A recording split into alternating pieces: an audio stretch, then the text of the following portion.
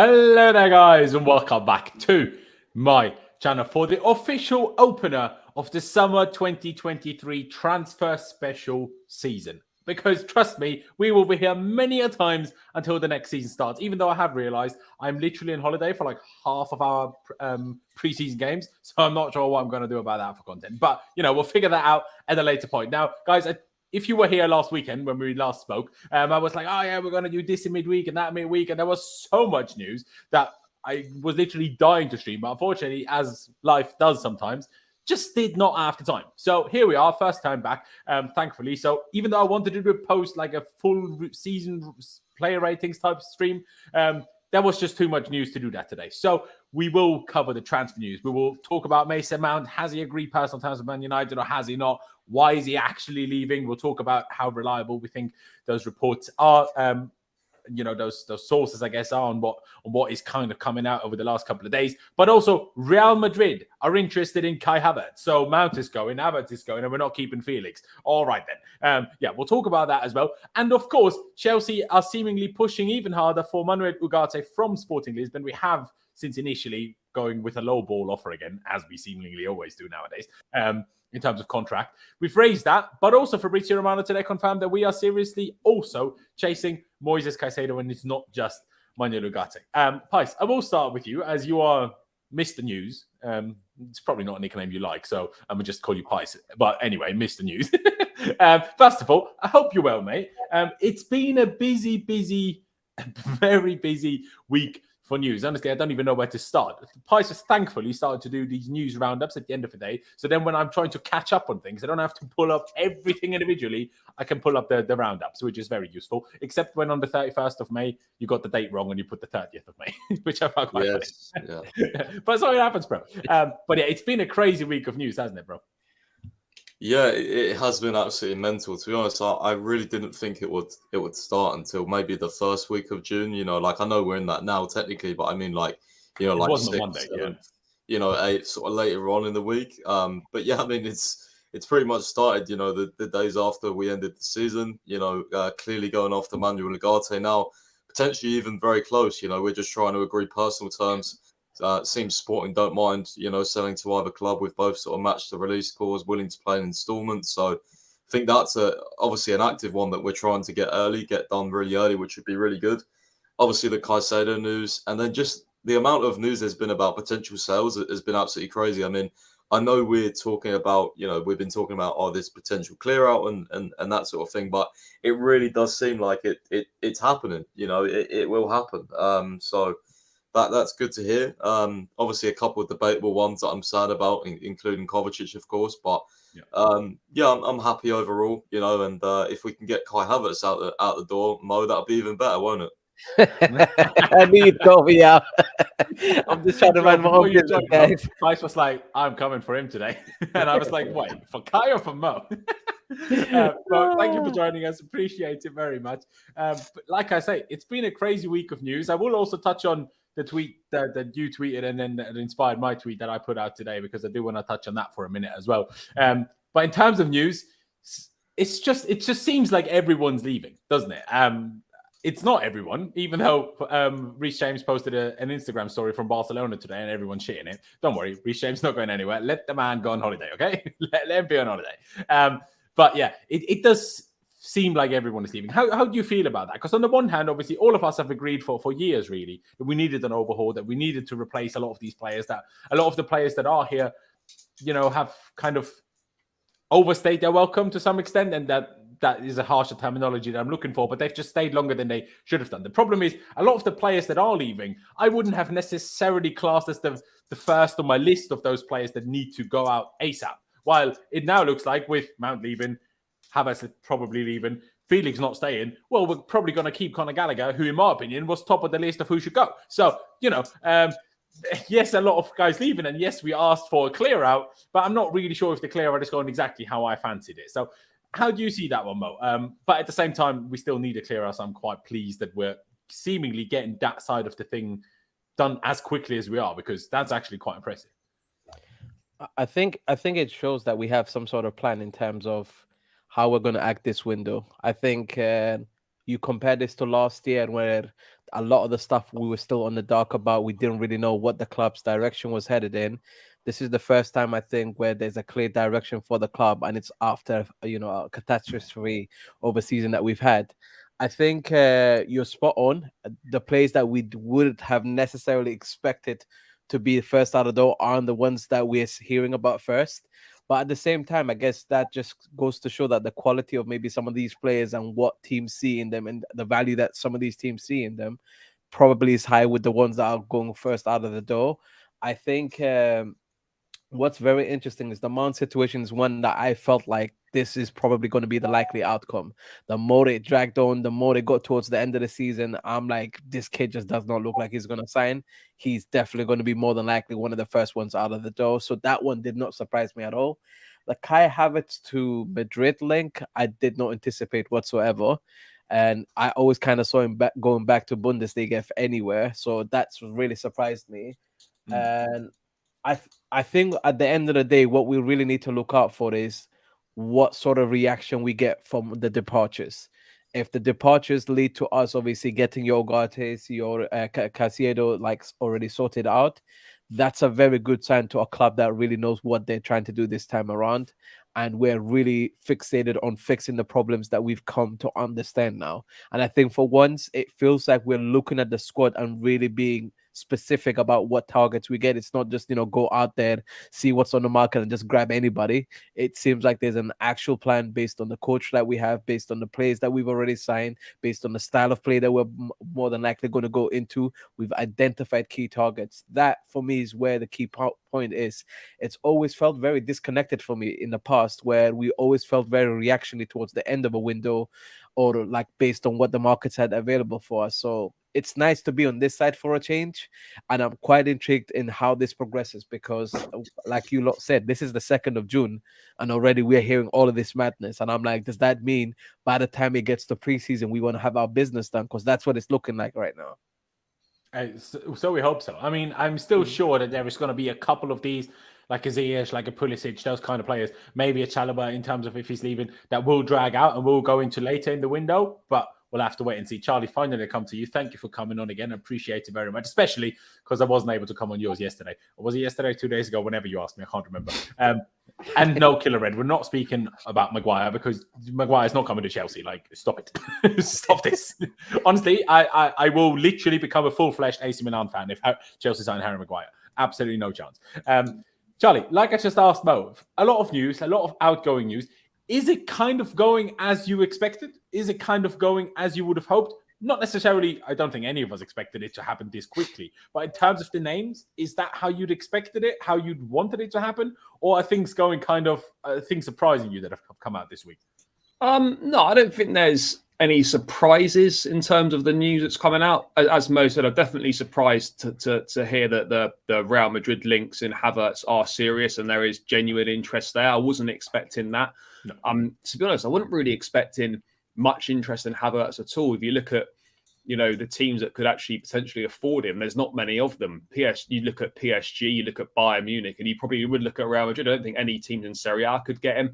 And Dortmund, I don't think would be able to get him either. So with Tuchel at Bayern, that kind of rules out. So you're kind of thinking, well, could be difficult to offload Havertz. Again, Madrid having interest and registering an offer and then an offer that's acceptable to Chelsea. There's still a lot of stages to go across. So whilst it's good to hear the news that, there is potential interest there and we could potentially offload him, there's a lot of steps to go to get from this interest to actually seeing him in a Real Madrid shirt or a different shirt. So I'm never someone that gets excited and celebrates players leaving because that's not me.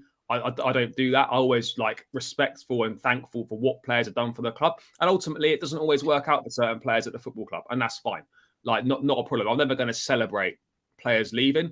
But in terms of the Hernan Crespo wasn't particularly great for us. And Shevchenko. And they're unbelievable. Was that right? Andrei Shevchenko, Hernan Crespo, they were here. It wasn't really that great for them at Chelsea. Well, even Torres. Even Torres weren't that great. Exactly. Well, Torres, I guess, with the knee injury actually wasn't that good anymore. But Shevchenko still, after leaving us again, he was still good. Crespo, after leaving us again, he was still good. It's just, sometimes it doesn't work out.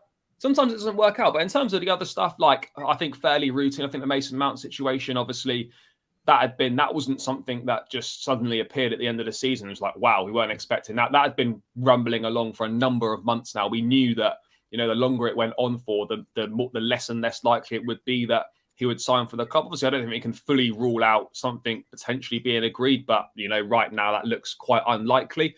And then your likes of your Kovacic's and Loftus-Cheeks and all those sort of guys, we knew that they were going anyway. So I guess the biggest surprise is the fact that we're getting this done so quickly. And yes, the end of this month, we need to raise 100 million or whatever it is to obviously comply with the FFP.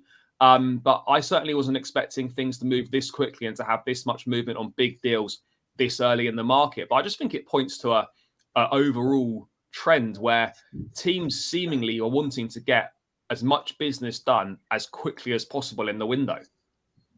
Yeah. No, mate, I agree. Now, guys, before we get into more detail of all the transfer news stuff, Kai Havertz, Mason Mount, all sorts of business, we will get into that. I do quickly want to talk about something slightly different. It was inspired by a tweet that Mo put out when he was mostly talking about Kai Havertz. I now want to take this away from purely being about Havertz, but more of a general thing. But how Mo started it, and please obviously correct me if I'm paraphrasing too badly, Mo, but essentially saying when you sign a player, and Kai Havertz being an example, a very talented young player, and then they don't turn out to be that good for your football club, can you just sit there and blame the player? Or is there other reasons, for example, your own club not really doing particularly well at developing that player because you are signing talent for that big money? And it's then your job to turn that talent into effectiveness, into product, into like making them a star. That's, if you sign a young player, that's your job. When you go, say we go right now and signed, I don't know, what is a good example? Let's say Mbappe. If we sign Mbappe now, PSG have already done that, making him a star part. Now we just live off that. But when you sign the player before they're a star, as their talent, this is kind of also on you. And why I'm bringing this up, and I know Mo spoke about it for Kai Havertz specifically, but I want to make this much more broad. Because when you think about it, how many examples of this are there at Chelsea where we've signed young, talented players, and other than Hazard, name me one of them that has turned out even remotely as close to as successful, maybe Mata as well, but he was a tad older, as we expected? Oscar, Pulisic, Mount, not even Mount, we'll get to Mount, but even Timo Werner, Kai Havertz. There's so many players, countless and countless and countless of players who we've signed at a young age, and we've flopped all of them. Even go to the academy products, right? Mason Mount, Tammy Abraham, Callum Hudson-Odoi, Ruben Loftus-Cheek, Conor Gallagher. Look at Conor Gallagher. He looks a quarter of the player at Chelsea than he did at Palace. Why is that? Why does Mason Mount look like, since his first season, hasn't progressed that much other than physically? Why has Callum Hudson-Odoi, since really making it to the first team, okay, the injury of Shaw played a part, but even after the injury, didn't really look like he got much better again. Loftus-Cheek, sure, the injury, but until Sarri did something, other than Sarri, no one did anything with him. Well, why does this keep happening where we have talented player at this football club and no one does anything with him? People say Oscar was decent, but we signed an 18-year-old for 40-odd million, or 19, whatever he was when we signed him, for 40-odd million back in, 2012? That was crazy money. We signed him to be basically the next Kaka. And what was he for us? Mate, he wasn't even half as good as Ramirez.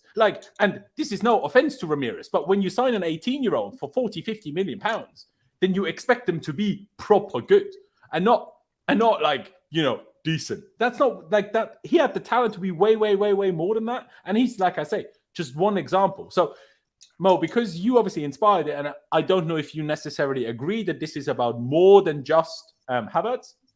But what is your view on that? Because to me, this is a serious issue. And I can't sit here and say that I know the exact reason for it.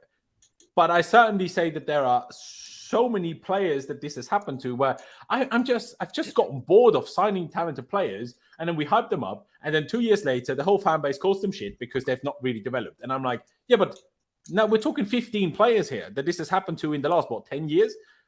Can we really just blame all of those 15 players, or can we really just blame all of those scouts? Because weirdly, a lot of those players, when they leave us again, they've looked phenomenal. I guarantee to you, if Kai Havertz goes to Real Madrid, he will look 10 times the player Eden Hazard ever did at Real Madrid. I guarantee it. And it's just frustrating because our football club only wants to sign young players nowadays. So if we don't stop this issue, how will we ever get back to winning shit again? And I think it's a combination. By the way, first of all, and Kai Havertz is a means to an end. The conversation for me has always been about player development. It's always been about using players efficiently. But Kai Havertz for me is the one. I could have gone to Mason Mount, but I'm like, that conversation is done and gone. But Kai Havertz is someone that was highly touted in the Bundesliga, wanted by Bayern Munich, wanted by Real Madrid when we wanted him. And it was a kid that we chased and said, okay, cool, we're going to be the first to dip in there and get him into our club. And so we are now looking at 3 seasons in, and all I can look at is we don't even know what player we signed. We don't even know how to use him effectively. And we are very confused about what type of player he is. I think there's no need to freaking wipe out what type of player he was at Bayer Leverkusen, even if he just played at the Bundesliga. He was a young kid that broke out into that team and stood out, and he was recognized on the world stage. So whether he was going to be generation and all that stuff, I was never that guy. I always looked at him and I thought, hey, this is a decent player that if you actually put the time and effort into it and fine-tune him, he can actually be a really good player for you. He comes to our club and we've just not done it. We And failed he's on that basically part. not gotten better And at anything. He's Other than not the being only, more physical and maybe better at and heading. Because all yeah, we've done is play him up top for 3 years straight. but he's also not the only one. I mean, Romelu No, Lukaku is a that's the prime point. example. Like, we signed him for 100 million, looking the way he did for Inter Milan, comes to our club, and we can't actually get a tune out of him. A part of it is how he's ruined it, but a part of it is actually on us. There's a continuous problem at Chelsea where we are signing a lot of these players and they're failing at our club, and nobody wants to have the conversation about why they're failing at our club. It's not because they're all shit. It's not. We're doing a poor job at sometimes identifying these types of players and understanding how to efficiently use them or whether they even fit what we're trying to do. For once, right now, I feel the most confident I ever have because behind the scenes, we've hired the right people. In the past, I felt like it was so stats-based that we were just hiring people based on Hopefully stats, you're right. and we were We've hired hoping the for the right people. best in making them work together. This is the first time where I feel like we're actually trying to build a team, but you need to align everything towards making sure we create an environment and a culture that allows those things to succeed. You can still then sign your world-class players or, your top players on top of that to just like facilitate for whatever is missing that you can't create yourself or you can't find a gem on. But right now, as things stand, honestly, we can't just be looking at all of these players that we've signed in the past, including Kai Havertz, and say they were all shit. Ruben Loftus-Cheek, one of the highly touted players from our academy, we failed the kid. Right now, we're in the danger of even making Reece James fail because we're not controlling his injuries and game time. That's on us, and Yep. nobody wants to question a lot of these things, and people want to hide away from it. I'm done. I'm done hiding away from shit. I want our club to be successful. I want us to own up and take accountability for what we can. There is no way you make a 75 million investment in Kai Havertz or the Romelu Lukaku for 100 million, and you make them fail and say they are the problem only.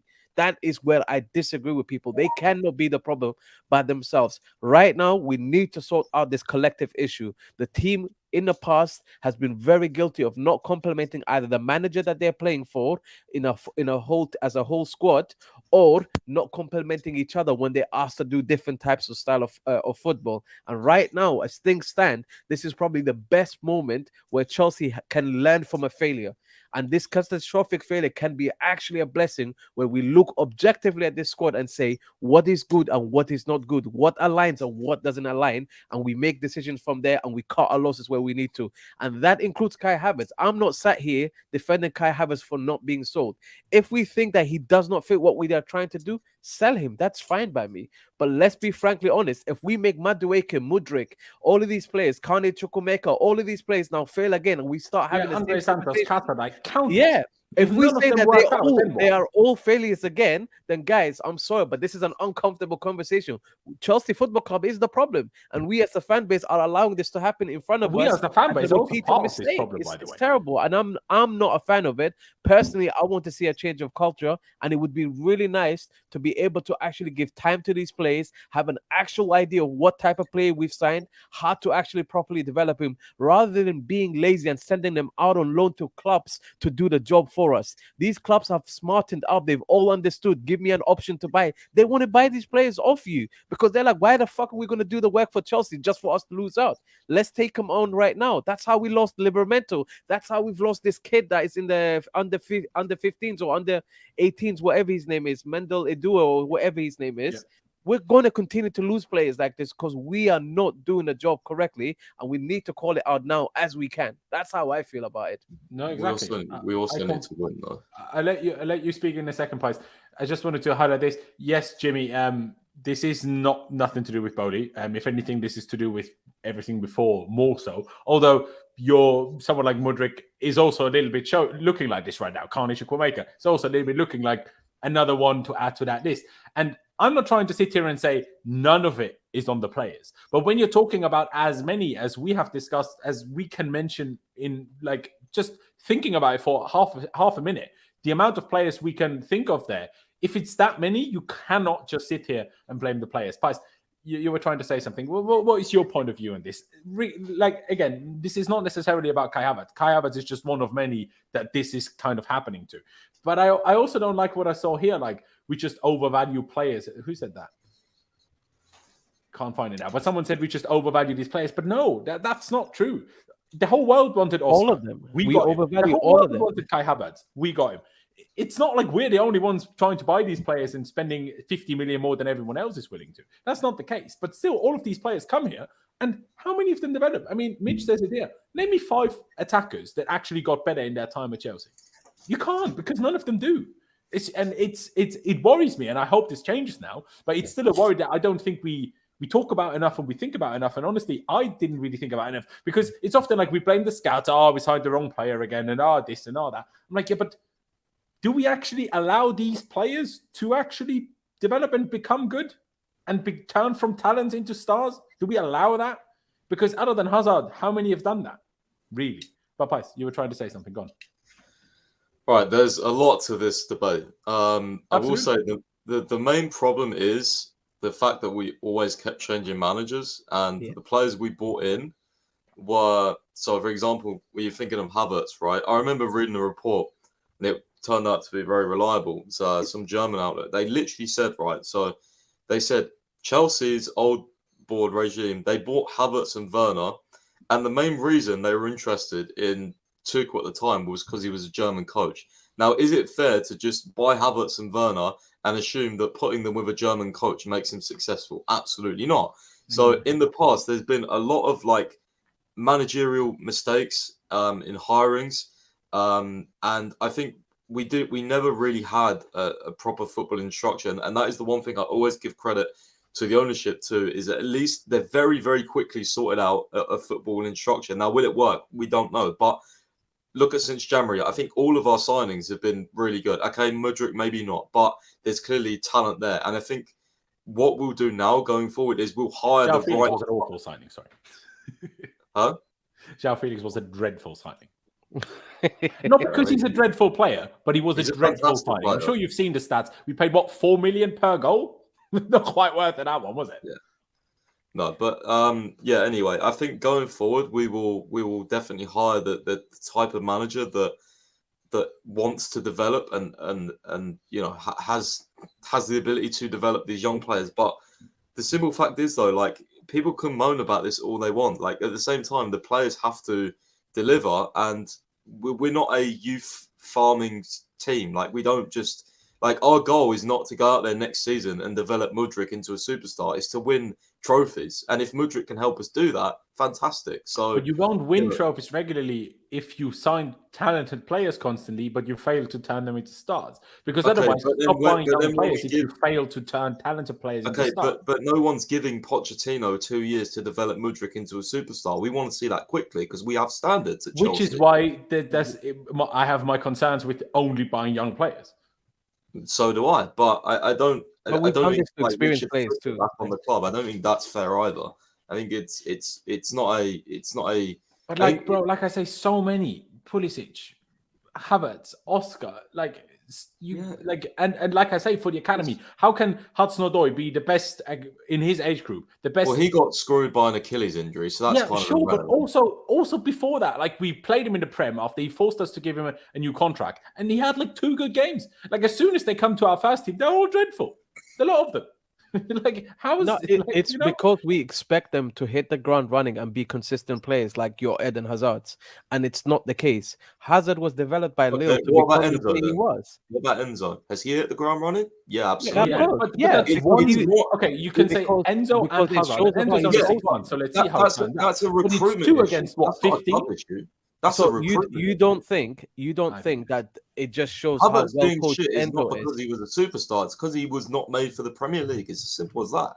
But is it not just an easy cop out to say we are failed players? No, I said we could have done better, but let's not act like we haven't tried this guy in every fucking position possible. Yeah, like, that's not all there is to it, in my opinion. It's not all about letting him play in multiple positions, giving them time. I would say he doesn't even know his own position, bro. And I agree with that as well. And I think that's an issue in and of itself. But I'm not even when at least what I was trying to talk about when we don't develop them. I'm not even saying don't give them enough game time or even too much pressure or even doing too much around it.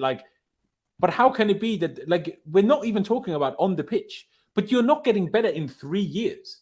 That you cannot put that on the player because look at that player from the age of 10 until he turned 20. Look at how much better that player got. And then he stopped getting better from 20 to 23. And then we think that's only the player's fault. But the last 10 years, he got better all the time. But as soon as he's with us, he stops getting better. So, that's completely illogical that's just down to the player then. That just doesn't make any sense. Like, why would that all of a sudden be the case? Do you know what I mean? With so many, again, if it was only Kai, I completely agree with you. But like I say, there's so many.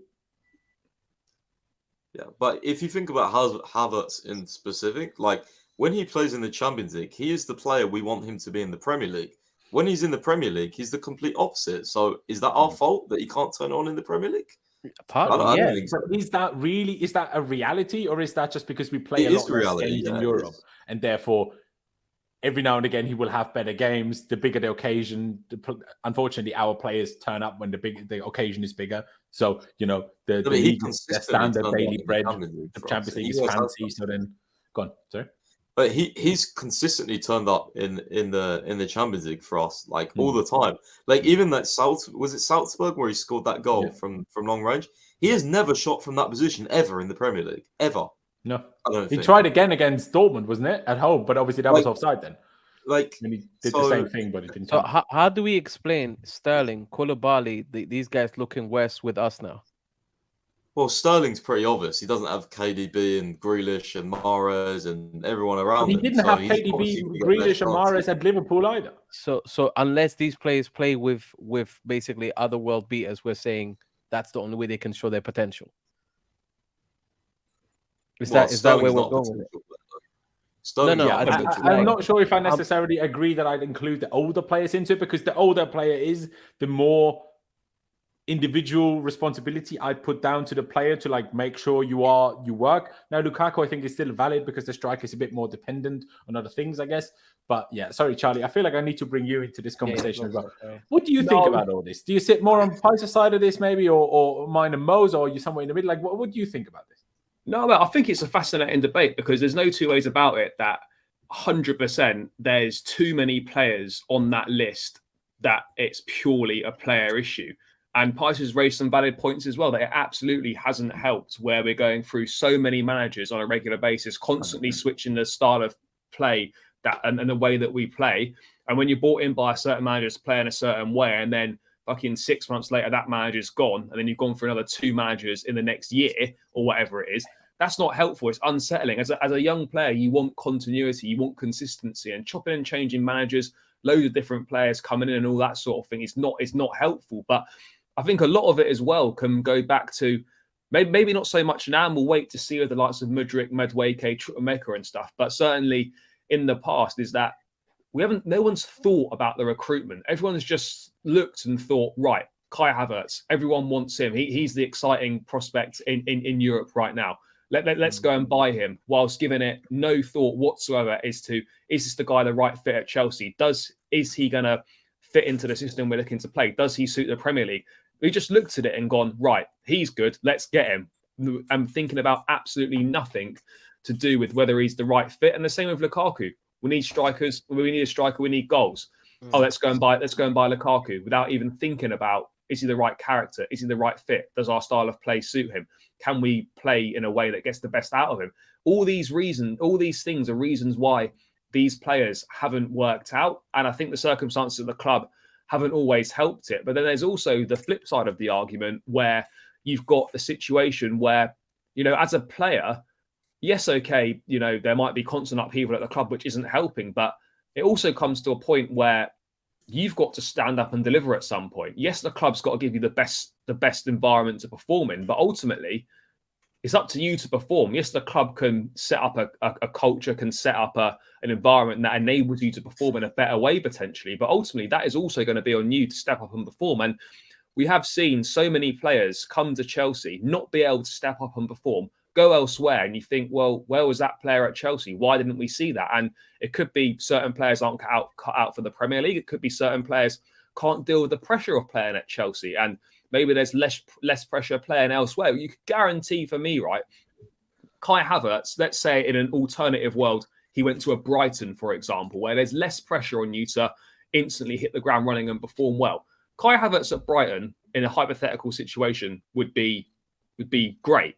You'd be exactly the player. Brighton is maybe a bit unrealistic because even Leverkusen is a bigger side than Brighton. But I get what but do you know what I mean? Though, in a side where in a side where there's not that pressure on you to instantly perform every single week. Even say Tottenham, if they didn't have Kane, but had someone like Havertz. Yeah, but I also think it comes down to a pressure thing as well. Potentially, like, have these guys got the mindset and the mentality to actually deliver under pressure? I mean, certain instances, yes. In other instances, no. But it is tricky because I don't really know. I don't know what we do because, like, you look at young players, you look at the likes of Badia, Chile, Fofana, and stuff have come in. They've looked pretty decent, but the list is long, and it's alarmingly long for this just to be a player issue.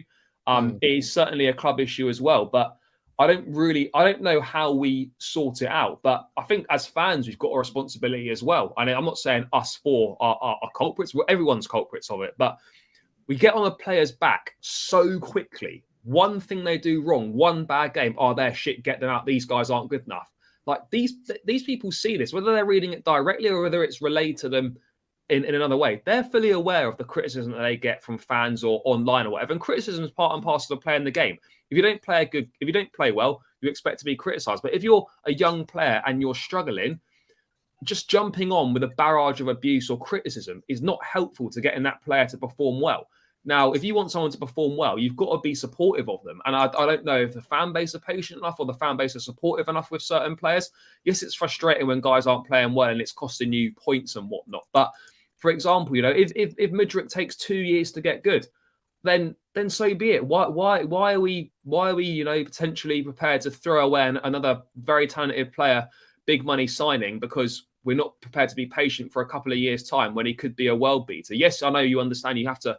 Football's weird. We've got to plan long term but succeed short term. But we also need to look at the bigger picture of these players. These guys haven't been bought in to be good right now. They've been bought in. So yes, they want to try and make an impact right now, but they've been bought in for what they can turn into. Yeah. And that's why the recruitment strategy for me is that's great, but you can't have a whole team of guys that could be good in a few years. You can have some of those guys and take them on the journey with you, but you've got to have experience in the team as well to complement that. You've got to have some guys that are good right now and are close to the finished article.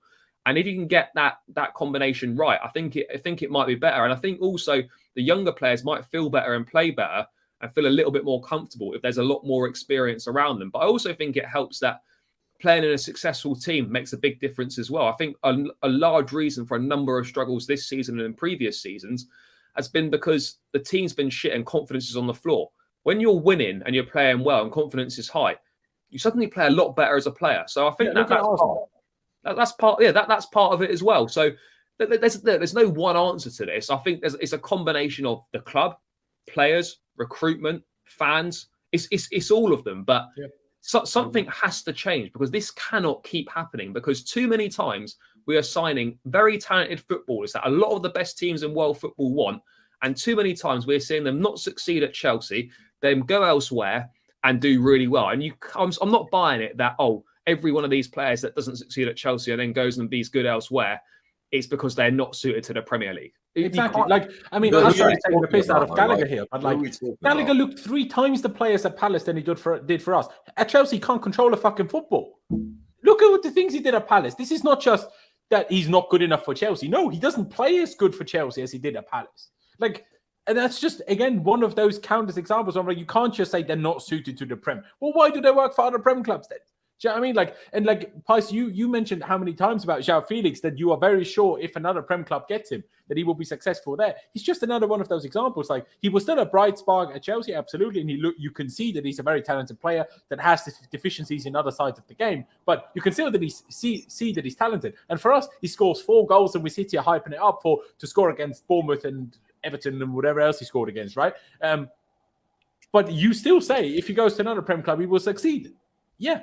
But because for us, he looks like he's not really suited. He can't really do anything because he can't pass it to the right man. He shoots always at the woodwork or the goalie. And you're like, what? But you still know at another club he's going to do well. So it's clearly not just the player's fault then, right? It's a really difficult one. It's a really frustrating topic to me. But I think, Charlie, you've kind of hit the nail on the head there with most of what you said, if I'm being perfectly honest with you. But let's start. I mean, we were kind of discussed Kai as it was already. Let's start with the news that came out last night. We'll then, get to the next tweet where Fabrizio essentially confirmed it. But yeah, last night it came out by Relevo, or however the outlet is pronounced. Breaking Real Madrid will turn their attention to Kai Havertz if they can't get Harry Kane. Pochettino would not mind if he left for another signing. He's not a priority in his plans, even though we had some other reports saying that Poch does like Kai. But Pais, I'll let you start on this one. Rather than now this more broader topic, Kai specifically, I'm sure you're very happy if he goes. It's very interesting because there was reports as well saying that we will ask big money, and the fact that Chelsea have, what was it? We apparently value Mason Mount at £85 million with 1 year left in his contract. How much are we going to value Kai Havertz at? Fabrizio left in his contract. Fabrizio actually says Chelsea wants £70 million for Mason Mount, but it's still a lot of money. That's true. But Sammy Mockbell's at 85. If we get something and run with it. I think Chelsea probably do value him there, but I think, that's a great negotiation tactic, by the way. Oh, okay, we want 80 million for Mason Mount. Okay, let's meet at 65, 70. I mean, you're dancing and laughing around the room if I was me, but, I'd be happy to sell Havertz because, again, I don't know which players Charlie's referencing in terms of they leave and they're really good, but I just think Havertz is not suited to Premier League football. As a personal opinion, I don't think he's good enough for the Premier League. I think he would go to the I think if he went to the Bundesliga, he'd smash it up because I don't think it's a very good league. That's why I think he scored 25 goals. He played for City, but I mean, fucking, you probably would, Laurenz. To be fair, with the amount of chances they create. Mikel Antonio thinks he does, though. But I'd also be I wouldn't be pissed off if we kept him because I don't think he's going to start anyway. So, in some senses, he has less pressure coming off the bench. And like a lot of our players, this is also true. A lot of our players are actually really good off the bench. And then when they start, they're like, they just shit the bed and they're terrible. So, let's see if Real Madrid formalize anything and come in with a bid. But, I think, I think it'd be good to let him go. I think he's run his course. We can always keep him and just, keep playing him because he's still young. But, like you guys have said, for one reason or another, Havertz has never hit his potential and he doesn't look like he's improving. He's not even showing slow signs of improvement. He's just been sort of like this. Well, he got better at hold-up play because we played him striker up front constantly. But other than that... but then it's only the other day we're saying we can't even give a rating for Havertz. We forgot he's on the pitch when he's up front. So... I don't know. We couldn't get to him. That's probably why we said it though as well. We our ability to get the ball to our strikers sometimes is slow. And that applies for many of strikers, good ones, bad ones. But yeah, I mean, Charlie, how do you see that one? I know you've kind of lost your faith in Havertz as well over the last. I'm not sure if just this season or before that already, but even I like him. People know that. I've made that very clear. But I'm also at a point is I don't think it's going to work at Chelsea anymore. And hey, at least he's going, if he does go to Real Madrid, at least he's going to Real Madrid and not bloody Man United. So, I don't have to be annoyed by that. None of us has a problem with Real Madrid, really, other than Carvajal being a dirty little git. But otherwise, I don't have an issue with him. Carlo Ancelotti rating him is another one where, like, okay, half our fan base says he's dreadful, but Carlo Ancelotti thinks he's great. Where it's just like, oh, that's funny. But yeah, if we get decent enough money for him, it's a good thing. The only thing that worries me a little bit is if Kai goes, if Mount goes, Felix doesn't stay. All right, then we need to sign another player for that position. Well, who's that going to be? What, another 10-year-old? Do you know what I mean? Yeah, no, it's a fair point. Yeah, look, I mean, I don't know what big money means. I mean, if we paid 70 million for him 3 years ago, so you're probably going to think they're going to want at least 60 million for Havertz. Are Madrid going to be prepared to spend 60 million? I don't know how much they would be prepared to spend. Obviously, he'd probably take the place of Asensio, who's going to go to PSG. So, I don't know what Madrid would be prepared to spend, but I would imagine that Chelsea will be looking for at least 60, for sure. And look, with Havertz, yeah, I've lost faith because it's been 3 years now, and there's been no consistency whatsoever. The only consistency we've had are shit performances. That's it. And, there's no getting away from it. Like 9 goals in all comps this season from a player that's played the majority of the minutes at number 9. Yes, it's not in a great team. And yes, we're not creating the most chances, but you've got to do better than that. Even the previous 2 seasons, even if you excuse the first season because it was a new country, new league and COVID, even if you excuse that, it's still 2 seasons of showing absolutely nothing to anyone to suggest that he can be the success that we thought he was going to be at this club. So for me, after 3 years, like, it's evident this is not going to work. It's as simple as that. Having said that, there is a tiny part of me that thinks, well, what could Poch do with him? Would he be a disaster being like a bench option and a rotation option for Nkunku in that 10 role? Would that be terrible if that happened? I don't think it would be, but ultimately, if 50 to 60 million pounds comes in for Havertz from Madrid, we have to take that. Yeah, no, we do. And as much as you and me, maybe a little bit as well, Mo, when you see that in terms of how far anyone has underperformed their XG, certainly as a striker, like I still never thought striker was his best position, although I also don't like people that completely let him off for everything just because he's played out of position. I'm like, well, the man himself says he can play in all of these positions. So fans of him can't sit there and say, oh, he's played out of position all the time. If he doesn't agree with that, you can't just say that. At the same time, obviously, he might just be saying that to TV, and privately, he does think he's not really a striker, I guess. But if you're underperforming your XG the most out of anyone in the league, you're not exactly looking great as a striker, do you? Let's be honest. Yeah, 100%. I think there's no hiding from, like, obviously the stats that you're showing. And I think with Kai Havertz, I've always kind of felt like when I've watched him, especially from when he started to break out by Leverkusen, the one thing that I generally appreciated about him was his link-up play. I thought he was intelligent. I thought he was quick at making decisions. And it felt like because he had a chemistry with his teammates and had an understanding for what system that they were playing, he just grew into that. I feel like with our club, we've not really had an established system in these last 3 years. And to be honest, I'd feel even it's longer. And it's sad because we're seeing so many players suffer. Kai Havertz happens to be one of those players. I do think he is probably best to leave right now because, in my opinion, there are certain people in the fan base that have just made up their mind. They will not change their mind unless by some miraculous decision that Pochettino is so adamant to keep him and he gets him firing next season. And in order for that to happen, a lot of things would have to align themselves for that to happen and for him to be then given that second chance. I just think with Chelsea, we're very ruthless. And a lot of us have probably grown up with that ruthless mentality of we have to win, we have to compete, we have to do this. And with that mentality sometimes comes at the cost of exactly what Charlie spoke about early on, just a lot of pressure, a pressure that doesn't allow any room for players to make errors and grow from it and learn from it and help them build into being the players that we can then rely on. Instead, we just want ready-made players. And at some point, we have to realize what we're investing into and what we're going into requires us to rethink that process. And if we don't rethink that process, we're wasting our time with all these players that we're signing right now, because maybe even now we've signed Nkunku. 2 years from now, are we going to have the same conversation if we freaking struggle with Nkunku as well? 2 years from now, if Mudryk is not hitting the ground, are we going to say we've wasted another 100 million? It's a weird situation for me, because I'm like, we're not learning the lesson that we need to learn. We're just blaming the player, and it's get rid of the player. He's the issue. So I'm gonna keep it. I'm gonna keep a close eye on it. I think for his best career advice, I would say definitely, if this opportunity is real and it's happening, take it with both hands and just move on. And I do think it will probably benefit him more.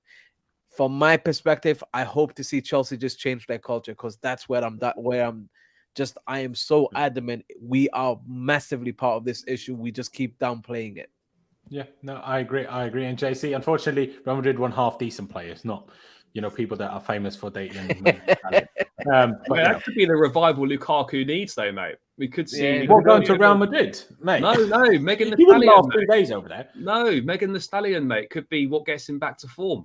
Maybe we should, sign Megan the Stallion for Mate, if he bags the Champions League final, maybe she could discipline him a little bit. Mate, if he bags Champions League final, then that could be why.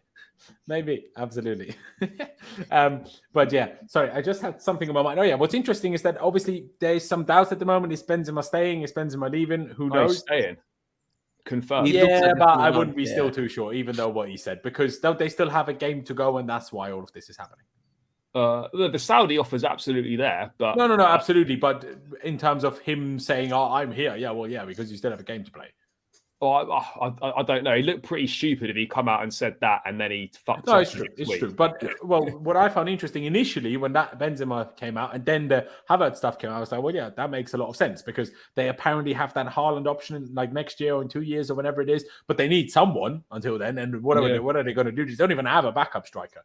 And but apparently this has nothing to do with Benzema, and this is more with the fact that Asensio is leaving, which I found very interesting. Yeah.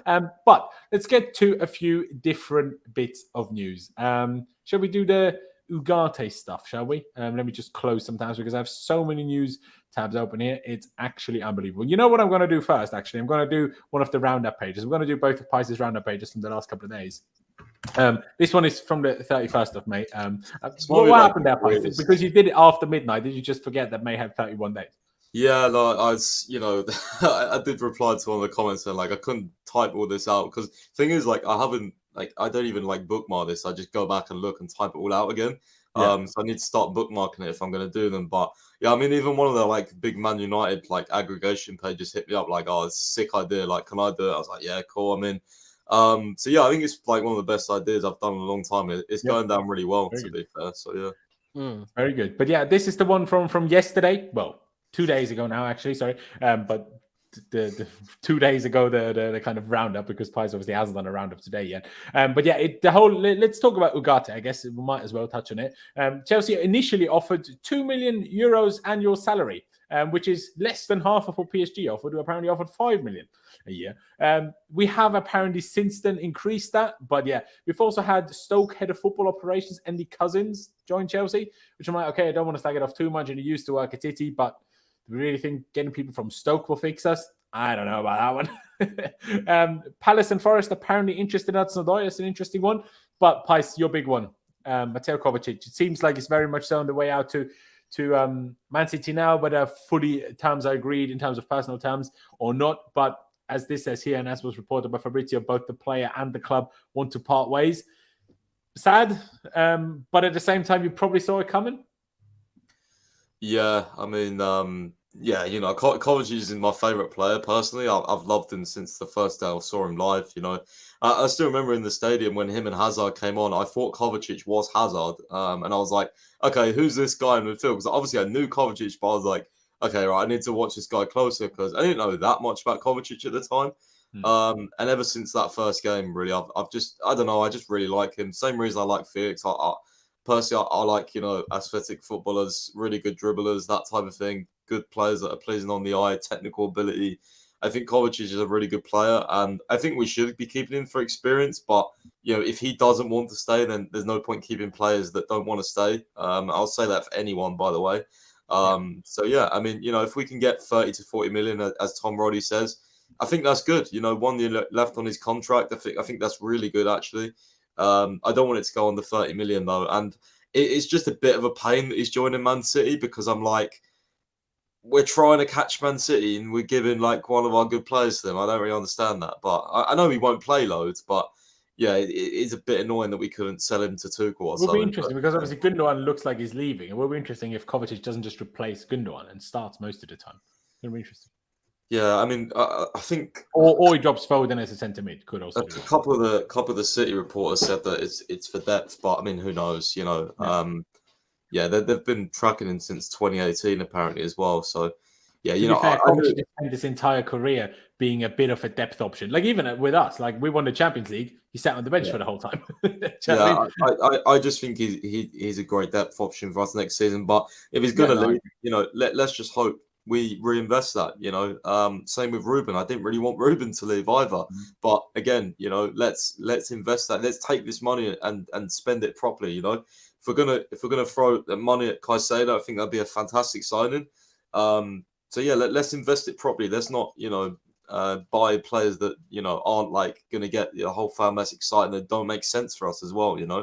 And yeah, most importantly, it's like talk to Poch as well. See who he wants. Like what I'm really liking about Ugarte is a lot of the reports, and I want to be careful because I remember a lot of reports saying Potter wants this and that, and it turned out when he got sacked, it was like, well, he didn't.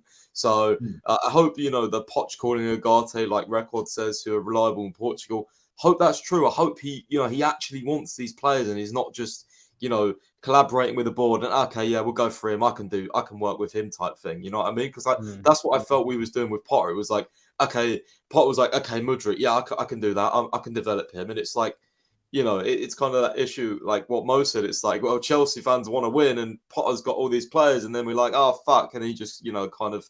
It just turns to shit. So, let's hope the signings are more planned. You know what I mean? And I think with Caicedo, it definitely is. I mean, we bid for him before Enzo, by the way, in January. People actually forget that. We went for Caicedo first, and then we went for Enzo. So, yeah, I'd love to get him, especially because Arsenal want him. If Arsenal buy Rice and then they think, okay, we're just going to go all out, try and get Caicedo, fuck that. Like, we can't let them have both. We need to get one at least, Yeah, there you go. We will finish the other bits and bobs off the end of this one as well. But I'll go to you first, Charlie.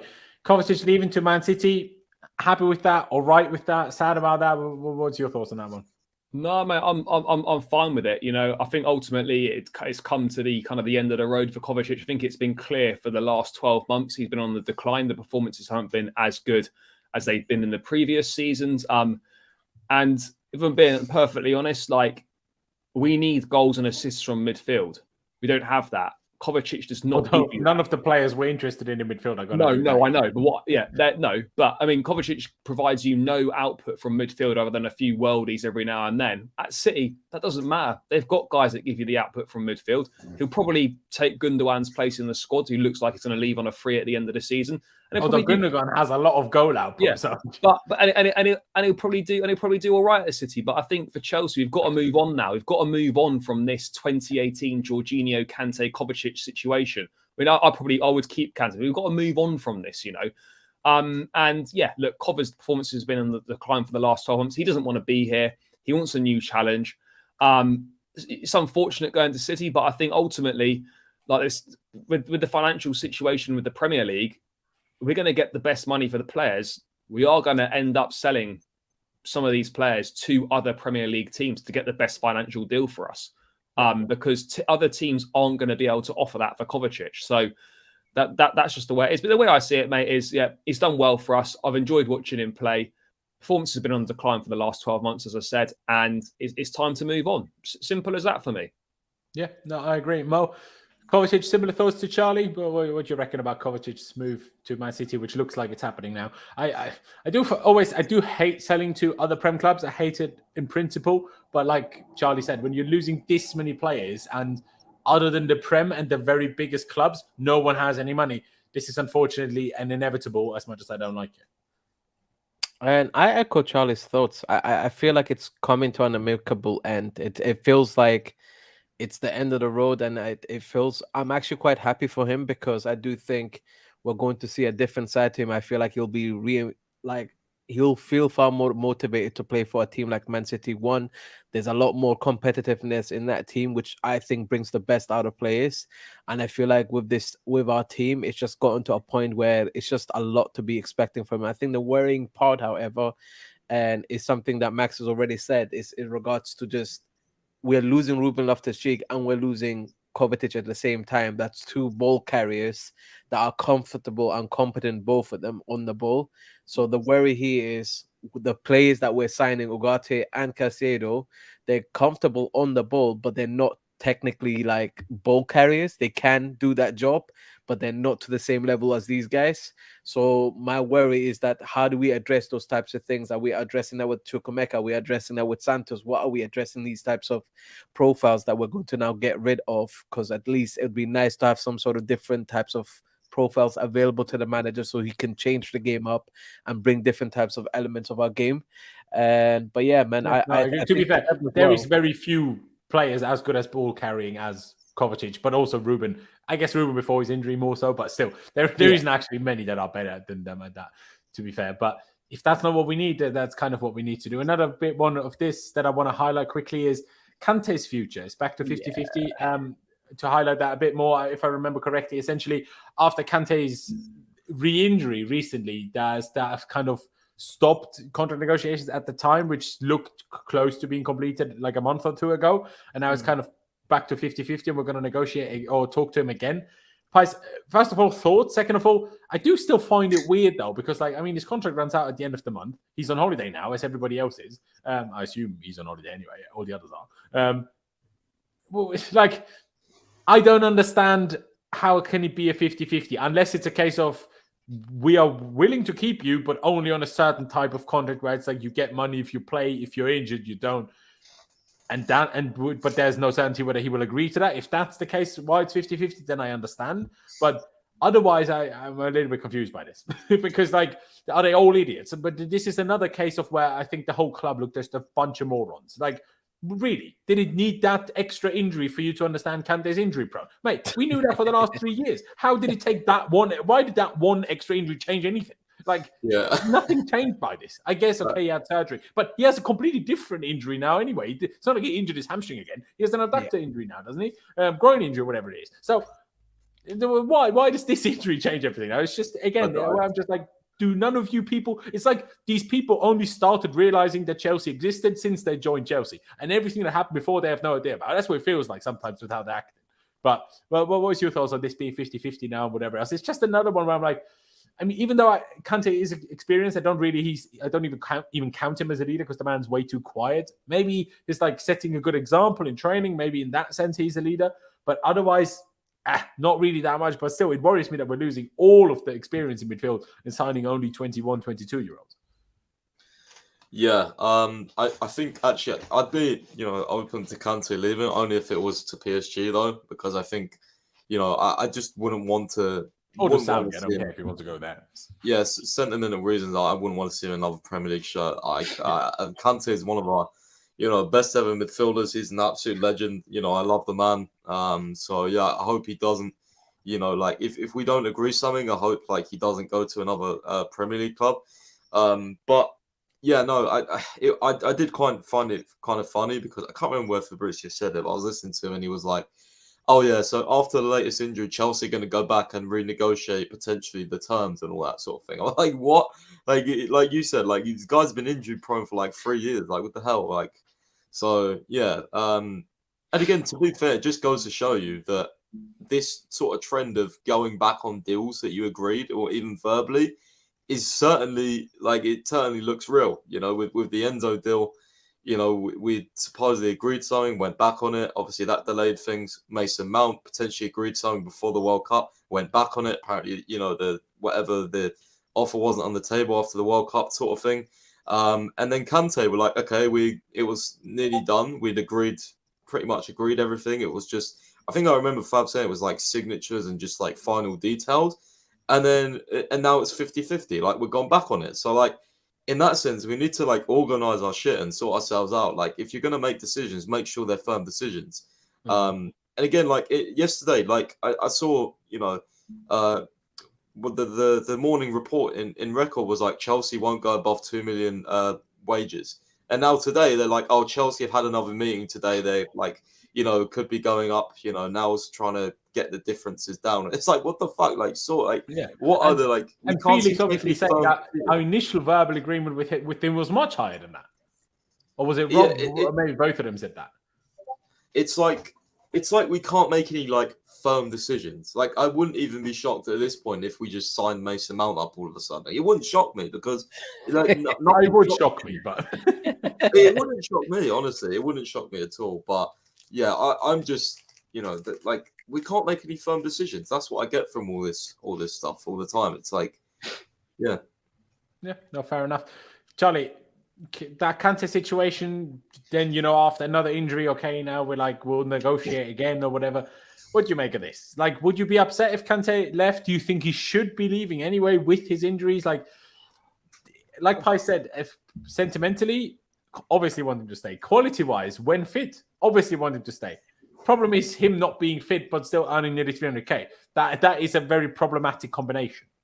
Yeah, no, for sure. And I think for me, what it ultimately boils down to, and this is what the club have got to decide is the level of performance that Kante gives you in the games that he's available for, is that worth the trade-off for the amount of time that he's going to spend out and the amount of games he's missing? Particularly now with no Champions League football next season, I would lean more to the fact that trade-off is perhaps not worth it. If we were in Champions League, then yeah, you probably say it was. But for me, absolutely, from an experience point of view and a squad rotation option, we should be looking to keep him. But it boils down to a number of factors, like, is he happy to accept a reduced role? Will he accept reduced wages, which I think he will do? I don't think there'd be an issue in that scenario. But ultimately, like, we've got to ask ourselves... Are you sure, though? Because don't you think then he would have long signed already? Well, no, but I don't know if it's him or the club side, which is that is true. Especially after the whole man thing, we don't know. Yeah, exactly. So, in terms of Kante, look, absolutely, we've got to be careful not to just get rid of all the experience in the midfield. But at the same time, like, if Kante leaving meant we could get Caicedo, then that's a trade that I would absolutely take. In terms of, if we had to get the Kante wages off the book in order to bring Caicedo in, as an example, then I would do that. But look, I think it's really important that you do keep experience around the place. Kante's an experienced player. We're already losing Kovacic and Ruben experience in midfield. If you lose more experience from the midfield, what are you replacing that experience with? Yes, it's all very well to get excited by Caicedo, and I would absolutely be excited, but you could potentially be looking at a midfield next season of Enzo, Caicedo, Ugarte, all 22 years of age or under, with maybe Gallagher in there as well, if Kante and Kovacic and whatnot leave. So this is the thing. Yes, I'd like to keep Kante. Yes, the injuries are a massive problem. And how many games is he realistically going to give us? And with what playing once a week, there's far less room for rotation as well. Yes, there could be a role for him, but I'm more inclined to think from a footballing perspective, how desperately do we need N'Golo Kante next season? I'm not sure it's that desperate. I would like to keep him, but I think if you look at it from a club perspective and a bigger picture, I don't know how, other than experience, how important is it that we keep Kante? Because he can't be fit. 38 games next season in the league. Be lucky if we got 15 from Kante. Yeah. And that's just the harsh reality of the situation right now. So yes, I'd keep him for experience, but I'm more inclined to think that for footballing stuff reasons, I don't think we actually need him that much anymore. Yeah. I don't disagree, mate. Mo, similar thoughts as well on that Kante situation, or do you still think we need to keep him? Honestly, I think since we're going through a change, we commit to the change. I'm honestly on the side. Over time, I think I've just kind of pushed myself to this side now where I'm like, I'm just ready for the change. Let's make the change. Let's commit to the change. Let's see what our squad looks like, and let's commit to developing these players.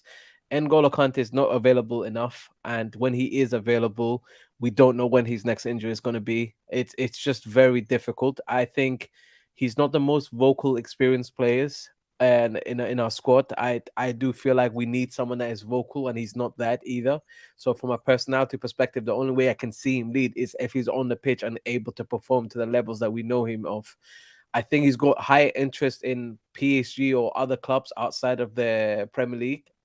I think we need to explore that and take it for what it is, and move on to whoever. Because those minutes that we could give to him could be afforded to somebody else that could benefit us for the longer term. So I'm more inclined to think that now than I have ever been before, because I do think Pochettino is the type of manager that also is willing to give those types of chances. So why not just commit? We are out of the Champions League, and right now we know that the League Cup, FA Cup, and Premier League is all we have to play for.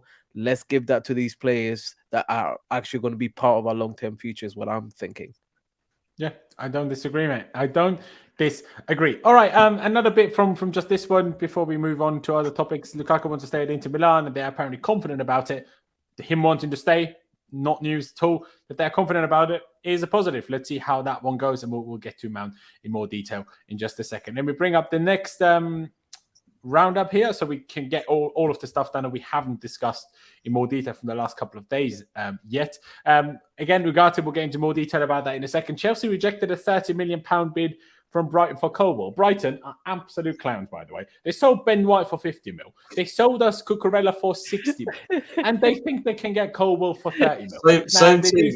You know what? We should go and bid 35 mil for Caicedo. Like, that's just what a bit. I agree. You have the right mindset on that. These are the same guys that charge 70 to 80 million for all their good players. How fucking dare they? Honestly, it's outrageous. I couldn't believe it when I saw that, bro. Oh, man. Exactly, it's a crazy one. Obviously, Kovacic, personal times are close. Manuel Ugarte, we'll talk about that in a second. Caicedo, we'll talk about that in a second as well. Manu Kone, he's the one from Gladbach, right? Yeah. He's also on our list of midfielders, but seemingly other priorities. So let's see if we have to go further down the list or not. Chelsea and Sporting held contact again today. PSG is still there. But this one is an interesting one. I guess I could bring this up individually, but might as well just highlight it here. Inter Milan are pushing to sign Chalobah for £25 million. Fabrizio Romano also reported that they basically are talking to him every day. But Liam Toomey from The Athletic, of course, said that, and I hadn't even actually seen that other than from your roundup, Chalobah wants to stay and fight for his place on the pitch. So, Mo, what do we make of that then? Because for me, it's like, if Koulibaly leaves, keep Chalobah. But I would prefer to keep Koulibaly and sell Chalobah because, again, experience. But it's interesting if he wants to stay and fight for his place, then at the same time, I'm a little bit like, almost want to give him that. So it's like I'm kind of stuck in two minds here with what I want to do with that. What do you think, Mo? Yeah, question. Can Inter Milan afford 25 million? That's the first question in my mind. I'll be honest with you. I generally looked at it, and my first thought is, it seems like a bad idea. If we want them to buy Lukaku from us, then it seems like a bad idea to make them spend money on other players. It just I don't see how they've got 25 unless they win the Champions League, which I think would change the way that club's financial outlay is. I just don't think they will got that money. But I do think, objectively speaking, Chalobah, in my opinion, is good enough to get first team football elsewhere. I would be happy to have him as a squad player. I think he's very reliable. He's versatile, can play in different positions, and he's not kicking up a fuss. Players like that for me are always welcome at our club because you know that there's a level of reliability that's there where you can rely on their personality and mentality, but also you can rely on their ability when you want to put them in as well. So from that perspective, the versatility alone, I'm like, I'd be unwilling to sell him. But the way I kind of look at this is if Chalobah really is getting this type of offers from Inter Milan in particular, who are looking for a centre-back to replace, I believe, Skinrar, who's supposed to leave. It's gone to PSG, damn. Yeah. So I think this is probably a perfect opportunity for him to re-kickstart his career and actually get a team that will allow him to grow into his role and become a first-team player there. I would still charge him more than that, though. If he's a first-team player knowing Inter Milan, I'd still charge him more than that, 25. Plus also, it's a bit of a disrespect because he's literally just signed a new contract. He's contracted until 2028, and there's an option for another year. So we could potentially have him until 2029. So you're looking at 5 years, potentially 6 years left on the contract. He's young. He's versatile. 25 million is a disgraceful offer. Like, that shouldn't even be entertained. You could almost argue that if that was to another Premier League club, Chalobah's worth at least 50 million. For me, 100%, based on the value. If not more. Obviously, I know Italian clubs can't pay that, but if it was a Man City, if it was a United or whatever it was, like Chalobah, English, young, versatile, 5 years on a contract left. Like 25 million.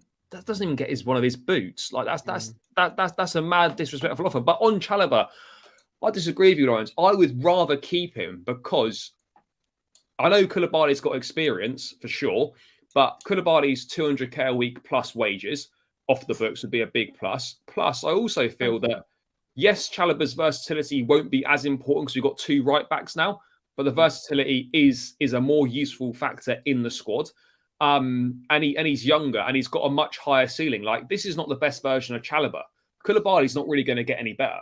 Chalobah could, but I don't think Chalobah will ever be as good as Koulibaly has been already. Not for us, but in terms of generally. Well, I mean, it's hard to say right now, but I just think from a squad perspective, for me personally, it would make more sense to keep Chalobah and lose Koulibaly. But ultimately, it's going to be one of those guys is going to leave. It's going to be between those two because the other 4 aren't going anywhere.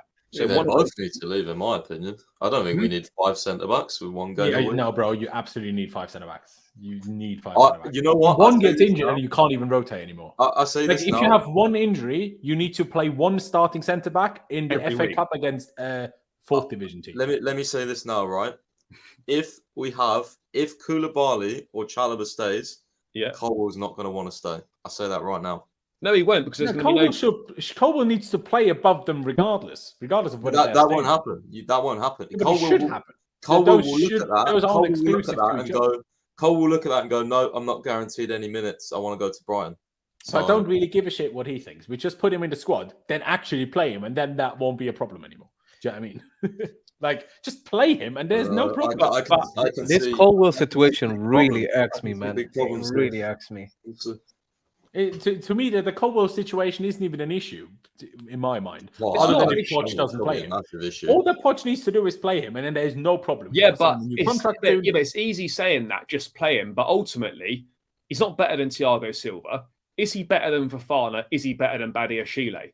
There's not a clear and obvious answer to that. We've never seen him play in a Chelsea shirt. Yes, he's clearly a very good young defender. He's done very well at Brighton. He's clearly a top talent. But are we at Chelsea in a position? Is Colwell in a position off the back of one season on loan at Brighton? Well, he didn't start every game. We got to say as well. Yeah, exactly. To come in and demand that I'm not saying he's demanding he should be playing, but he's clearly wanting assurances over playing time. Are we in a position? Because that's the part that I even question. Again, the guy only started 11 Prem games for Brighton. Why would he be so adamant that he needs to start every game for us? That is just. I also think the problem at centre back though is like there's not that much rotation. We haven't got that many games to rotate, and which obviously none of us really wanted to be in the Conference League. But the only benefit would have been it's just more games, so it's more opportunity for rotation. It's more opportunity. Well, I do agree. Badiashile won't be fit for the start of the season, and at left centre back, if they're both here, of course. Then it's those two, meaning he will start from the start of the season. Maybe he loses his place if he doesn't perform, but to start with, he will start everything if Poch is a normal guy, in my opinion. So but I just don't know how we can guarantee assurances on playing time. Of course, I understand players want assurances on like how much playing time they think they're going to get, but playing once a week and whatnot, we're not really sure how much game time we can realistically give him. You know, out of 38 league games next season, let's presume he stayed fit all season. For me personally, I think he'd be lucky to play 15 times. But I don't know. Is that based on Badiashile being available and him taking his place, or other players too? I personally think I think Badiashile is great, but I still think Colwell's overall better. Personally, really? Yeah, just because. Could you say? I don't know. I just get him more like. I think Badiashile is a very good player to have as your like part of the thing. But if Badiashile is next to another young player, I'm not sure if he's the guy I'd want to start every week. If Colwell wasn't English, right, just as a hypothetical situation, would we still be would he really be considered to be better than Badiashile if he wasn't English? Let's say that Colwell was Dutch. I think Badiashile is just lesser known by people that watch more. This is it. And exactly, like I look at Colwell. Admittedly, hands up, I've not watched a lot of Levi Colwell this season. I've seen some of them. He's looked very good, and he's clearly a very talented boy. But do we think that he could have done what Badiashile's done for Chelsea this season? You think so? He's honestly, he's very good, bro. I'm not someone that usually will gas somebody up very quickly. And let's not forget, Fofana's injured half the season anyway. So Yeah. Another reason why we need 5 centre backs very urgently, in my opinion. We do. It'd be interesting to see what happens though, because I don't know if he's going to be an automatic starter. No, I agree. I agree with that. I think he's an automatic starter to start the season because of left centre back and that. Yeah. While Badiashile is out, and then sure, make it a competition. Like that's what it should be. And then Colwell also has that competition to like strive and improve and be better than Badiashile to keep his spot. But yeah, I get your point in terms of the wages for Koulibaly. It's a fair point, but with Koulibaly, we don't know yet that he's leaving in midfield. We know it about all the experience already that they're leaving other than Kante. So therefore, I'm like, okay, if they're all going in midfield, then I need to keep some at the back, even if he's on high wages. I do still believe that Koulibaly is a very good centre-back that's just not looked good in a really bad season. Just a quick question. And I do still think he can be a very good centre-back for us. Just a real quick one. If the only way for us to get Caicedo was to sell Colwell to Brighton, would you do it? No. I got asked this question. Hell no. No? I couldn't do it. I can't lie. I think Caicedo is good, but Caicedo isn't even first on my midfield list. So like, I know it's Rice and we're not getting Rice, but I'd loan Colwell again, but I wouldn't sell him. No, I wouldn't even loan him, bro. Selling sounds suicidal to me right now, man. I think a loan. I would if Brighton insisted on having Colwell on loan for another season to do the Caicedo deal. If they insist, I don't think that's a bad deal to send him on loan for another year. No. If they insisted, right. and that would mean we get Caicedo. If we loaned him, I'd agree. But in an But ideal world, I wouldn't even want to loan. Have you seen Colwell's interview though? Even after one season, he was like, Brighton trusted me and that sort of thing. Like, we'll see what happens. Like, if he goes out on loan for another season, like 2 full seasons at Brighton, I don't even know if he'll be a Chelsea player at that point. Like, honestly, I think that's part of why I'm also hesitant to also loan him out. I will be honest. I mean, Courtois had 3 seasons on loan at Atletico Madrid, didn't he? And this is why he never had an attachment to us and went AWOL, bro. Well, I mean, yeah, maybe. But yeah, I would take a loan deal for him next season if it meant as part of a Caicedo deal. If that gets us Caicedo over the line, I'd probably just about agree. But then again, what do we do with centre? I guess then you just keep Koulibaly and Badiashile as left centre backs, I suppose. But there you go. Pice, anything quick you want to add on the Inter Milan Chalobah situation? No, I think just Fabrizio said today, sort of, like if Chelsea get a good proposal, it doesn't. He didn't say it doesn't matter that Chalobah wants to say. It was like, it'll be a good opportunity for him to get regular football. And I think, Liam Toomey could be right. But at the end of the day, Euro 2024 is coming up. And I think he's going to want to play regularly to sort of try and get contention for that. But don't you think Chalobah is realistic enough to know he's not going to get into the Euros 2024 regardless of what this story here from that journalist who put out the exclusive said he's desperate because of Euro 2024. So, I mean, fair play, but I mean, Colwell could have an outside chance of the Euros as well. He needs to if he starts for us every game, we should do. Yeah. So, which is another reason, just start Colwell. Do you know what I mean? But yeah, let's get to some other news. Let's get to some more in-depth, I guess, on this Manuel Ugarte situation. Pice, I'll let you go first on this one just because you can summarize it best. We have, like you touched on earlier, we have apparently increased that offer from the 2 million a year, but we don't know to what we increased it.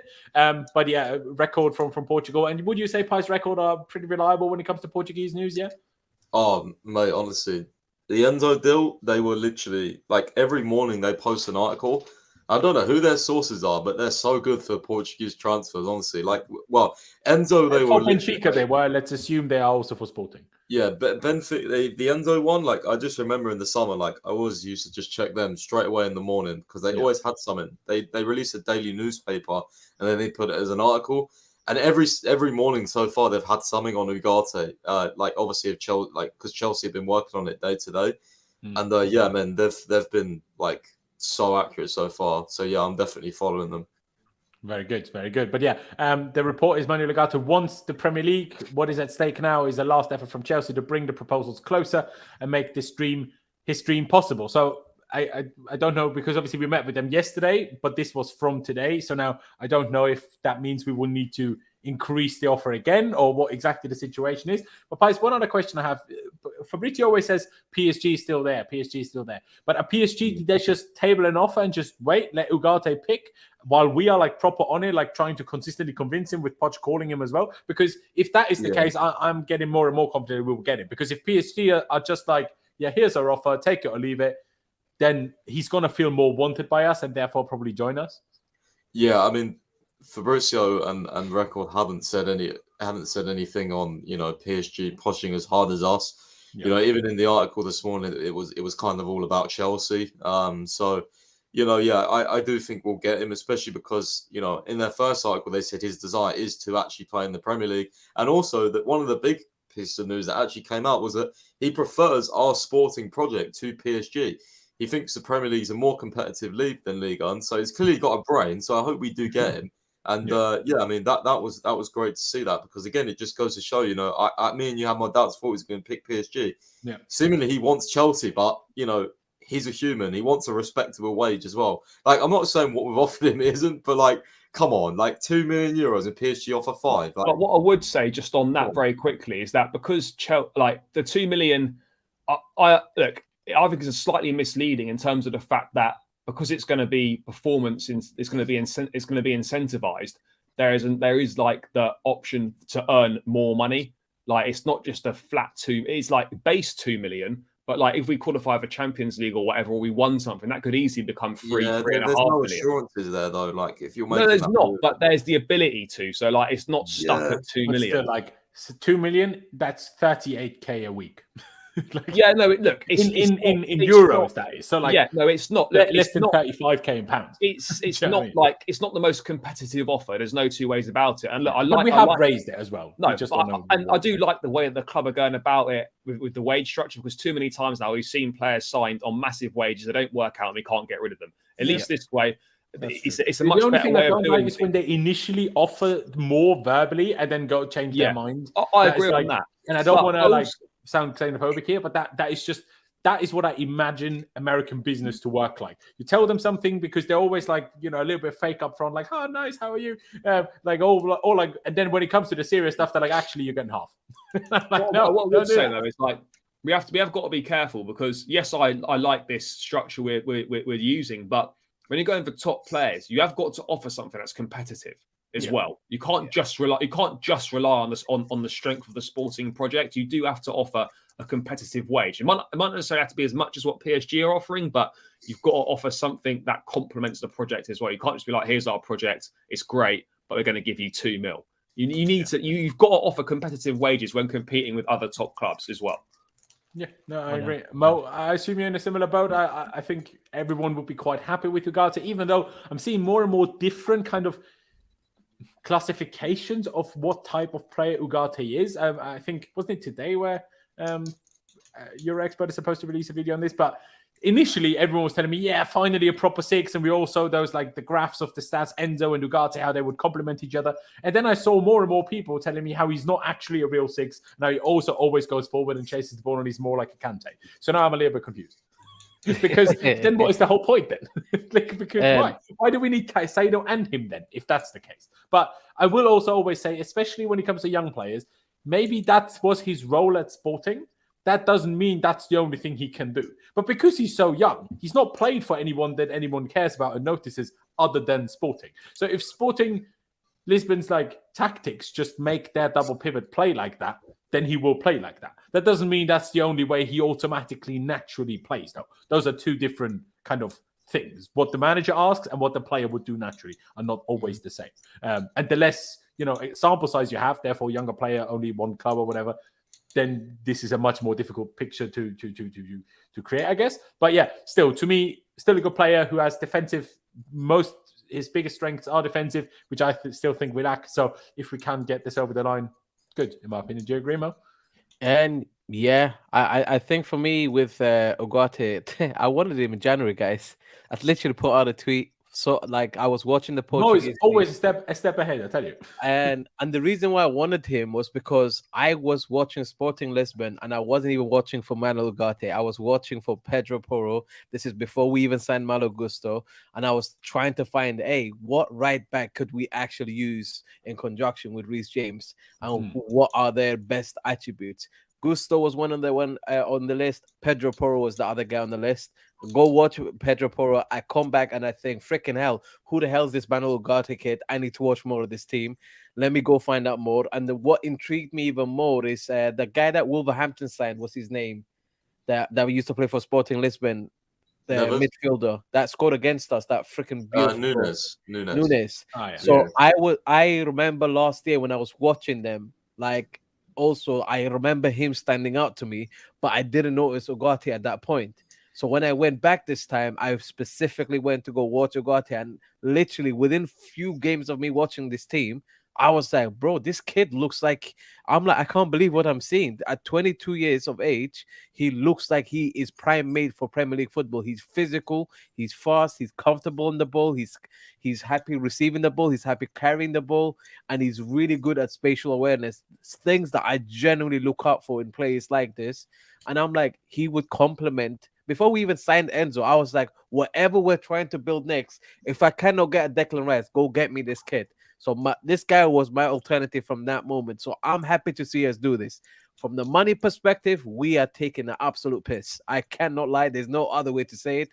And I cannot believe that that's the type of offer, even for base offer, it's ridiculous to offer that little. And I think we should really think about it, especially because we do not have European football to even offer this kid. So from that perspective alone, it should be higher. And what I'd like to see, however, is us kind of go away from this idea that a player is just, one type of player. This is our player to then grow even further into whatever we want him to be. So whatever he's good at right now, it's just what he's good at right now. For me, he needs clear areas. He needs fine-tuning. And that's where Pochettino can come in. Maybe a few less yellow cards will be good.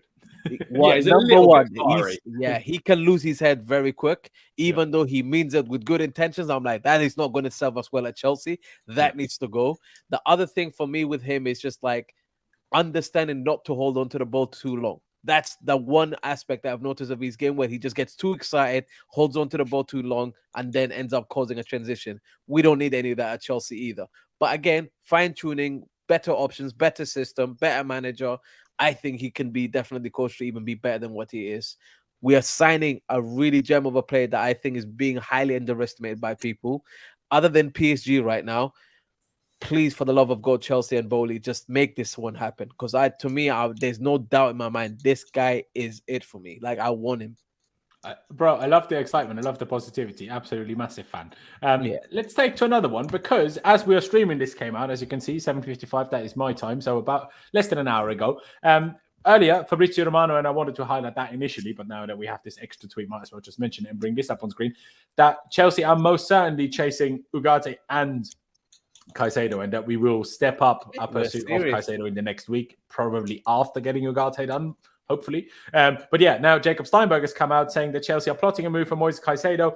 Brighton could hold out for £80 million, which that's not a fee that shocks me, because, I mean, they wanted more than that in January. So, to be honest, it's not more than I expected. I was thinking like 70, 80 million is probably what it costs. So, but yeah, Pais, I'll start with you on this one. Fabrizio obviously confirmed that we want both. Now this has come out. Do you think that the fee will be too big for us, though, especially with us still looking at a striker? I still can't imagine us getting Osimhen. Although Spalletti obviously leaving Napoli makes any of their champion squad leaving more likely, in my opinion.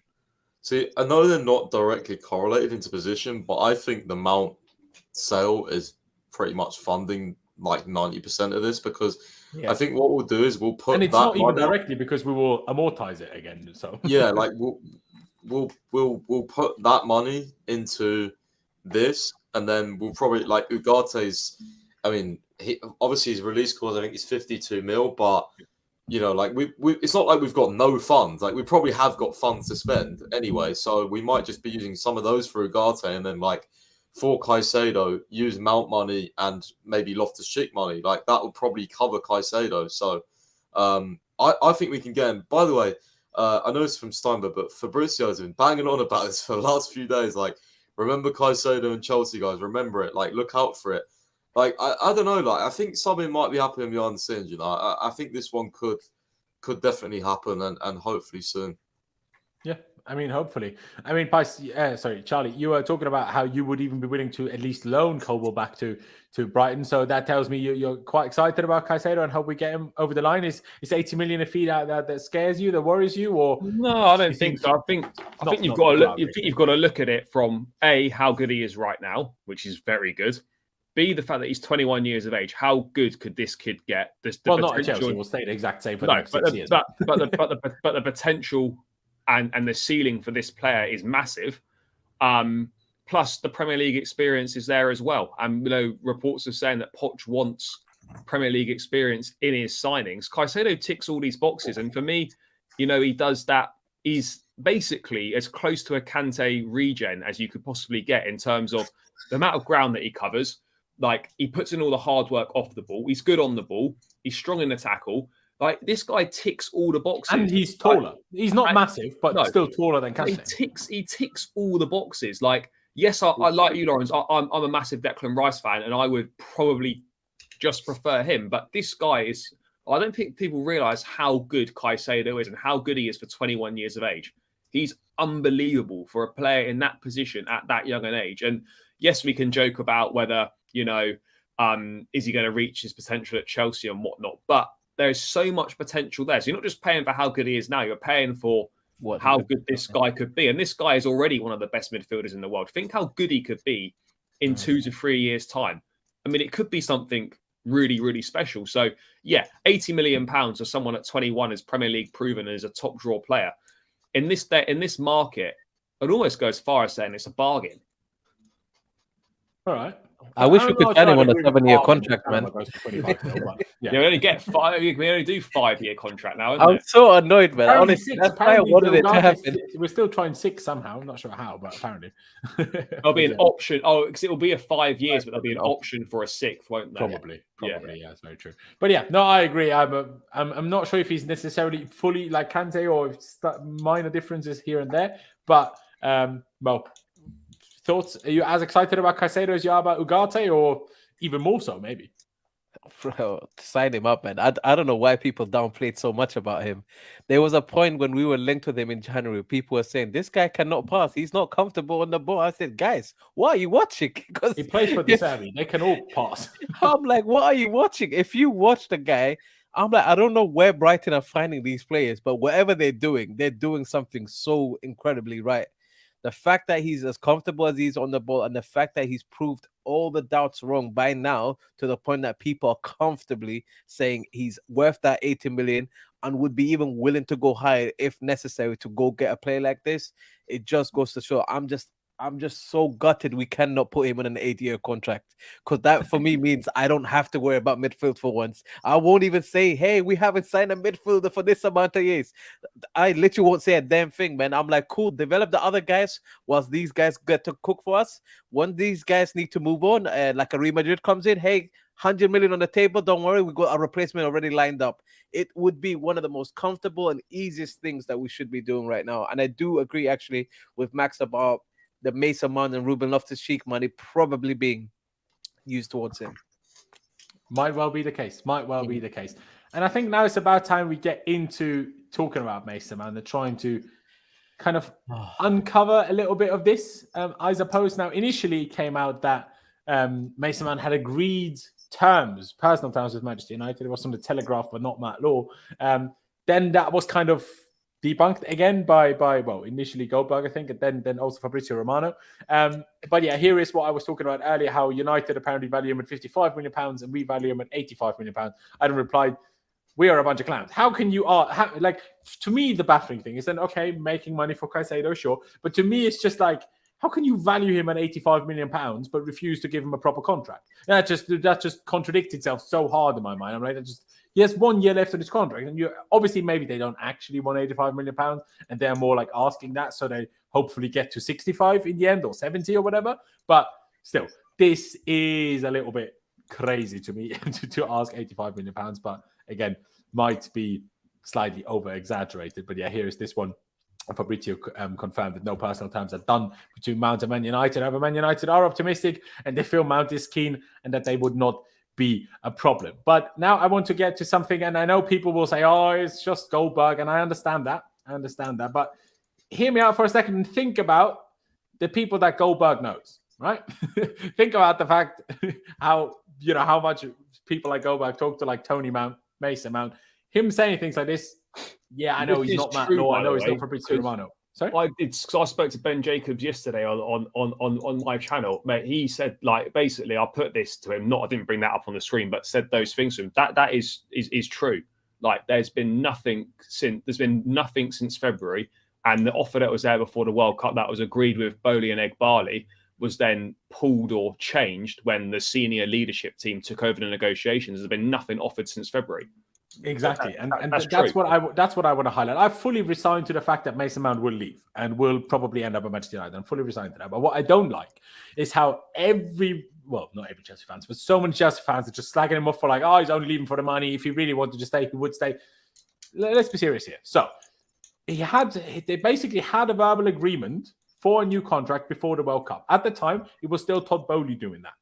That verbal agreement was then pulled by Chelsea in early January. Not sure what happened necessarily directly after the World Cup to then early January, but still. And ever since then, there's only been one actual offer, and that was a 1-year deal. And let's be honest here, that 1-year deal is purely to be able to sell him for more money because then he wouldn't only have 1 year left on his contract. So this isn't even a serious contract offer. Like, no one can sit here and complain for Mount to not want to sign a 1-year contract extension, because why would he do that? Is he a moron? He's 24, whatever. Why would he say, no 24-year-old ever signs a 1-year extension? Like, think about it, guys. Come on. And like right now, he doesn't even have something to sign. People say, oh, if you wanted to stay, he just signed the contract, but he doesn't have anything to sign right now. And then this, obviously, at the bottom, 100%, that is 100% incorrect. That is agreed personal terms. But I do agree to some extent also that that's not that relevant, because, I mean, if we're not offering him a contract and he wants to go somewhere, I don't think the way Manchester United offer contracts, I don't think that's going to be the issue. But I still think it's very important, regardless of whether he leaves or not. There is no contract offer on the table right now. And the only one he's received in all of 2023, and mind you, we're 6 months into it now. 6 months into 2023 is a 1-year offer. There's been not a serious contract offer basically since before the World Cup. And to me, this is just extremely concerning, because what the fuck are Paul Stanley, Laurenz Stewart, what are these lot doing? I just do not understand. I just can't understand the point of what they're trying to achieve. Why would Bowley be so close to extending his contract, have a verbal agreement in place? Then, but also on Bowley, why, if you are so close to getting a contract done, why redirect the responsibilities of getting it done to the new guys? If you are nearly done with it, you don't give it to someone else now. But surely, like, just because you've given it to someone else, you're just completing the formalities. Why would the deal? Surely the deal that's been agreed is the deal that's been agreed. Why would they have to agree a different deal with fucking Stewart and Win Stanley? Surely it's the same deal. He's just passed it down to those guys to deal with. Apparently not, right? Didn't we already hear? I can't remember why at the time or a little bit after, but still, we heard that apparently when they started to renegotiate or started to negotiate again after the World Cup, it was basically like starting from scratch.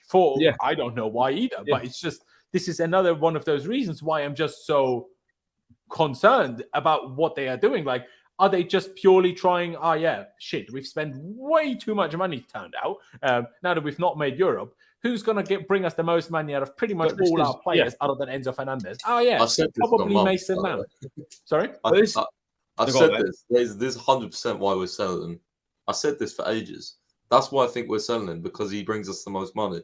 Yeah, but the issue with that isn't that they're doing that now. The issue with that is that they're utter morons and spent too much that they've put us in this position. Exactly, yeah. It's just so stupid. They're all a bunch of idiots, in my opinion. But what's also annoying as well is that people just don't wait for all the facts to come out. They just jump and overreact, abuse at Mount. Oh, he's not signing because of money. Oh, he just wants the money. Oh, he's this, he's that. It's like there's nothing for him to fucking sign. So why are you going on at him as if like, oh, he's not signing a new contract and he's rejected a contract because he's going to get more money at Man. He might get more money at Man United, but this idea that Mount is not staying at Chelsea because of money is a look at the video of him walking around Stamford Bridge. Does that look like a man that fucking wants to leave? No, it fucking doesn't. It's not even.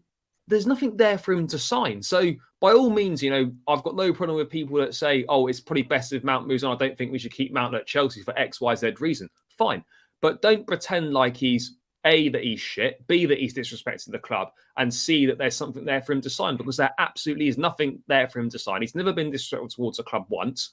And I just this idea that he agreed personal terms. He's currently on holiday with Chile. He's definitely not agreeing personal terms, is he? But agreeing personal terms doesn't really mean that much anyway. Like, that could just be a broad agreement. We'll offer you roughly this over this many years. Yeah, that sounds all right. Do you know what I mean? An agreement of personal terms is kind of irrelevant. The most important thing is agreeing the fee of the club. It's not hard to agree personally. I'd love to know where they got that from, because James Docker for Man United is so good. So good. So I don't know, I mean, agreeing personal terms, can it be verbally or it could be verbally. Personal terms, right? But I don't know. There's been some disparity between, has he agreed it, has he not agreed it?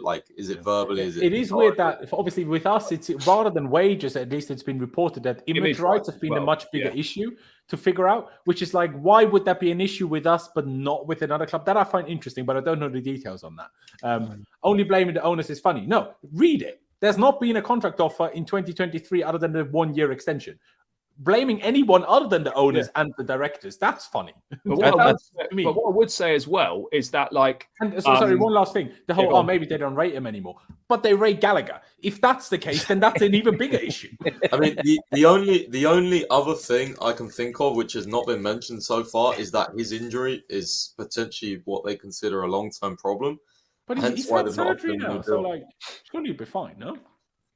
Probably not. That's the only. If it's not an issue, he won't pass the. If it's still an issue, he won't pass the medical test to United anyway. So, I mean, could you also think that can you actually blame Mount for potentially wanting to weigh up his options and not want to be here anymore because of the way that he's? If I read this, absolutely not. I do the same thing. Absolutely not. I'm surprised he hasn't signed for Man United in January. Quite frankly, imagine you have a verbal agreement with the club you've been at since you're 8, and then they pull the verbal agreement off the disrespect. It's disrespectful. Now, there's two sides to every story. I'm not saying that Mount's immune from everything and his side have done absolutely nothing wrong or whatever, but it's a disrespect to have something verbally agreed and then for that offer to be pulled and changed, and then for someone that you're desperate to keep, you don't seem to be doing that much to try and keep him. So, yes, conversations will pick up once he's back from holidays and the season's done and whatnot now. But it is a disrespect to have offered a 1-year contract and to have pulled an offer that was verbally agreed before the World Cup, and it's now not there anymore. So I've got there's no reason why he shouldn't be pissed off at the club for that, because you can't operate like that. If they're doing it with Mason Mount, who else do you think they're going to do it with? Colwell's going to have to sign a new contract soon. Other guys are going to have to sign new contracts, and this seems to be a worrying thing that seems to be creeping in over multiple contracts. Charlie, what you can say though, in their defense, is they quite easily agree to deal with Reece James, Chalobah, Broja. Yeah, true. Yeah, of course. So I think they have actually offered proper contracts to them, not just 1-year ones. I mean, we don't know what Reece James turned down. There's clearly something. But Reece James is different. I think Reece James is almost separate from this conversation, because Reece James is one of the best or the top 3 players in his position. Aside from injuries, Reece James is the perfect footballer, right? In his position. That is a bit different. But Broja signed a contract, Chalobah signed a new contract, but Mount hasn't even been offered a proper contract. Even Chilwell was only verbal. Oh, Chilwell as well, yeah. Real contract offers received this for 1 year. That's mental. And Ren says so the club cannot offer a 1-year contract to him. No, sure they can. But the player isn't an idiot and understands, I have 1 year left on my contract. So if I get a 1-year contract, then I have 2 years left on my contract. What does that change? They can sell me for more money. He's not a moron. It takes leverage away from him. A 24-year-old means nothing other than to sell him for more money. I don't understand why this shouldn't be difficult to agree. This should be in theory, should be one of the easiest contracts Chelsea would ever do. Especially if Havertz is leaving and Felix isn't staying. There's literally no reason not to keep Mount. There's no reason for this to be so difficult. I actually think it's both sides though. There's something clearly missing here, because I do think it's so damn weird. Other than maybe the fact that these new people behind the scenes were hired, and then that changed the outcome of how they looked at the last summer window and the amount of expense they put on that and the plans they had for January, that they looked at the Mason Mount situation and said, we cannot offer him this because it will impact ABC or whatever the case. The fact of the matter is, I think I look at this and it's unfortunate for Mason Mount because his deal took the longest out of the bunch in the sense that obviously it's still not signed. I think he's just in an unfortunate situation. The dip in form, not just for the team, but also him, the injuries, everything has now just gone all against him all at once. And now he finds himself in a position where he has to make his leverage rather than have that leverage already in the first place, which is a shame because he's now being mistreated for it. And then the media and everyone can spin this story whatever the way they want. Basically, he's in a shitty situation. This is probably one of the worst contract negotiations you can see. It's probably up there with for me at least, with the Rudiger and Christensen situation. It's not something we are new to at Chelsea Football Club, and this is again one of the main culprits for this whole issue is the old ownership. Because what should have happened, a new contract after Porto. Exactly. That's when Mount should have got a new contract, because then he wouldn't have demanded 250k. Then he would have gone from 70 or whatever he's on now to 180, something like that, 150 maybe. And then he would have 100% accepted that. And then we wouldn't be in this fucking situation now. And what pisses me off even more is people saying like, where is it? Mount's form doesn't warrant that kind of money. What form are you talking about? He's been injured since the second half of the season. What form is it that you are talking about? Form from 6 months ago? What? He's not played. Injury has already caused that, isn't it? Yeah, was carrying that injury while also playing. Like, it's this short-termism thinking in football. Like, as fans, you've got to stop thinking in such short term. Like, we're not offering Mount you don't make a contract decision based on one season for a player. Yeah. You look at the overall what he's done. Yes, this season's not been good for Mount. He's played poorly when he's played, and he's been injured and missed a lot of the season. It's been a terrible season. But if you look at his overall contribution to Chelsea since he's been here, that warrants a new contract. Like, there's no way you could argue that Mason Mount doesn't deserve a new contract based on what he's done for the football club since he's been here. Yes, this season's been poor, but you do not judge a contract based on one season's worth of form. And people say Mount's only had one good season. He was back-to-back player of the year. So that's a nonsense. It's not even true. Like, even if you don't think he deserved the second player of the season, then he still deserved to be second. Fans voted for it. The fucking fans voted for it. And then it's the same. Even if as an individual you disagree, he was still then second. Yeah. But even if he didn't win it. But this is my point. Like, if you don't like Mount, you don't think he's good enough, fine. But don't reinvent the wheel and make shit up. That simply isn't true. Like, you base a contract offer on what they can offer the club and what they've given to the club over the period of time they've been there. And over the period of their last contract. Yeah. Otherwise, mate, no one would be getting a fucking contract if they're basing contracts off this season. Everyone would be going on a fucking free transfer at the end of the season. So, exactly. And all this, like, everyone's had one good season. Name me a single player in our whole squad, other than Thiago Silva and Reece James, that have had more than one good season, basically in their whole career. Like, literally. Who? Sterling. Okay. Sterling, Thiago Silva, and Reece James. Everybody else, and Aubameyang, but he's gone. So no one else has had more. Ziyech, one good season at Ajax. Chilwell, one good season for us, otherwise injured. But Yashil hasn't even had one good season yet. Had a good few months with us, and then half the time was benched anyway, even though we all thought he was amazing. I just think that one great season and broke his leg, and since then has constantly been injured everywhere. Okay, Aspie's also a fair shout. But how many amazing seasons did Aspie have? One at left back, one at right centre back. Otherwise, average. His leverage is what's letting him down here. That's where the problem lies, and I do think it's all just unfortunate circumstances of things falling in the wrong direction. I do apologize. Yeah, of course, Kante is a bad. Yeah, I think what Mason Mount now just has to do is he has to assess the option and do what's best for him. I do think from a Chelsea perspective, if we manage to get good amount of, like, if we get 70 million from him, guys, I am not going to lie to anybody. As much as I love the kid, 70 million is a fantastic deal. We need to run with it. Yeah, of course you do.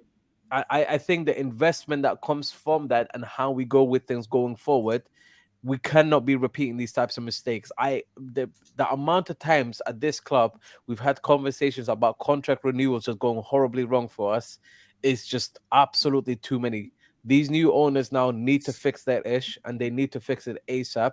And we cannot have a repeat of the same. Even in a bad season, guys, we have seen Chalobah get a new contract, Chilwell get a new contract, Reece James get a new contract. Mason Mount is the only guy that, for whatever reason at this point, we don't know whether it's just his side or the club side. Whatever the reason might be, he's the only one whose contract has not been sorted out. It looks and he's the worst, bad. And he's the lowest. He's one of the lowest, if not the lowest earner at the club. Like 80k is a phenomenal. Good thing we're signing Ugarte for 35k now, so Mount won't be the lowest down. Honestly, Gallagher needs to go before Mount, guys. I don't know why people complain about Mason Mount. Gallagher angers me, guys. I'm so angry I have to watch him, man. It's too much. And I'm like, Mason Mount is nowhere near as bad of a footballer as this guy is. Hey, bro. Even at your worst case scenario, if you hate him, huh? I said, hey, bro, that's how I feel when I watch Havertz. I knew you'd bring it up, man. That's fair enough. Gallagher gets on my nerves, too. Yeah. Gallagher for me, I want to just carry, and I know I got a bit like, over the top. And does anyone think that Aspie, other than in the 2 title-winning seasons, does anyone think Aspie ever had a good season? Well, it was 7 out of 10 most games. He was decent. He was decently. Decent. You but could rely on him, man. He was so good. At left back, at in right what back, seasons are we talking about? Jose Mourinho played him out of position at left back, turned him into that. Then Kante, so he never had a good season in his actual best position at right back, because first he'd never played, Ivanovic always played. Then he played left back. Then he played right centre back in a back 3. And since then, we've had issues with him when he played right back, right wing back. We've had issues with him when he played right back. We've just had issues with him since that title winning season, really. But anyway, what I wanted to say quickly, and I know I went kind of over the top a little bit with Mount, but for me, this is, and I know we're talking about Mount, but for me, it's more about principle, that I'm like a player that has done the positives that Mount has done, as much as there's been negatives as well, absolutely, and he's been poor for the last 18 months, even though about 6 months of that he's not really been here because he's been injured with that. What is the issue again? Isn't it? It's not hernia. It's like abdominal. Something along those lines, though. Abdominal, something to do with the abdominal region. Exactly. But for me, it's more about the principle. Like a player that's been here since he's 8. You had a verbal agreement with him before the World Cup. Then you redelegate the contract negotiations to different directors. They start new contract negotiations, have pulled the verbal agreement from beforehand off the table, and only making one actual offer after that, and that is a 1-year extension. That is disgraceful behavior from the football club. I don't care whether this is about Mason Mount. I would have, even about Conor Gallagher, I would have felt that that's anyone is disgraceful behavior. It's just not how you should act as a football club. It's not good look. It's one of our own. It's just ridiculous behavior, in my opinion. It's so extreme as well, because when you think about Marina was someone that she was also quite extreme. Like, you either got those contract negotiations done real quick and it was very easy, or it just was complete silence, and some of these players struggled to even get anything out of her. Now we are in this mode where we look decisive, but then we get to the contract talks. One day we feel fantastic. Yep, 10 out of 10. We're happy to pay the money. We'll play this. We do this. We do that. Next day we come in and say, and about that money that we decided to give you, we're thinking actually a little bit lower than that now. I'm like, what the hell are you guys doing? You look stupid if this is how we're going about business, and it will create a bad ripple effect for Chelsea Football Club if this is how we carry on with our negotiation, both with our own players, but also the players that we're negotiating with. Since we spoke about Ugarte as well, like, it's the same scenarios, pretty much contract negotiations or situations where we're negotiating with people where we just don't hold to our words. Yeah, you get a bad reputation if you do that sort of shit. Like, you don't want to. Obviously, this is going to be an absolute extreme here, but you don't want to become a club that's not got a reputation for not sticking to their word, because that gets round quick.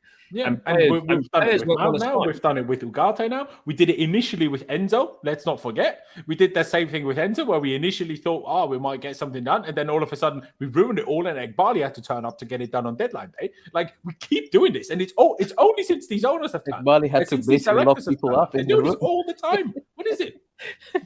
It's just, it pisses me off. Like, I hate these people. I haven't even met them yet. No, you can't operate. If you're going to be a serious football club, you cannot operate like a fucking joke in negotiations. And as you said, Laurenz, like, it's not the fact that it's Mason Mount. It's anyone. It doesn't matter who it is. You don't have a contract agreed and then you pull that offer. You just don't do that.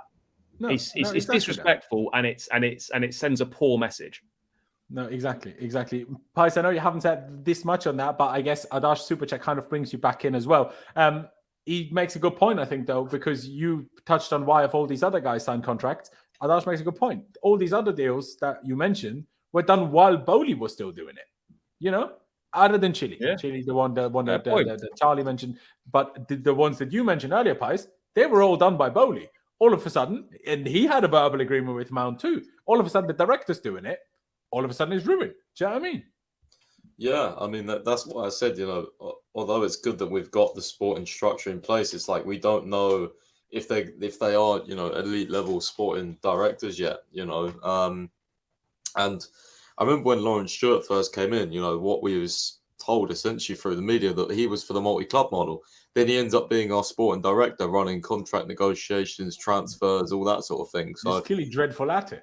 I'm just like, I mean, I think obviously when Stanley's heavily involved as well. I'm just not sure at the moment, to be honest, on them. But let's give it some more time. But I certainly feel more comfortable. Like if there was a report like tonight, when Stanley's going to negotiate for Ugarte, and then another report came out saying Iqbali's going to negotiate for Ugarte, like. You know which one you'd be more excited about, right? It would be Iqbali. If they told me he gets deals done, to do it, I'm like, exactly. all right, and that's what Win Stanley and Stewart are supposed to do. So the fact that the owner, like, we get more excited by our owners that don't, this is their first venture into football. The fact that we feel more confident that they can go up and wrap a transfer up than sporting directors who have been at Brighton and Monaco and Leipzig, that says so much. Like, that's not good at all.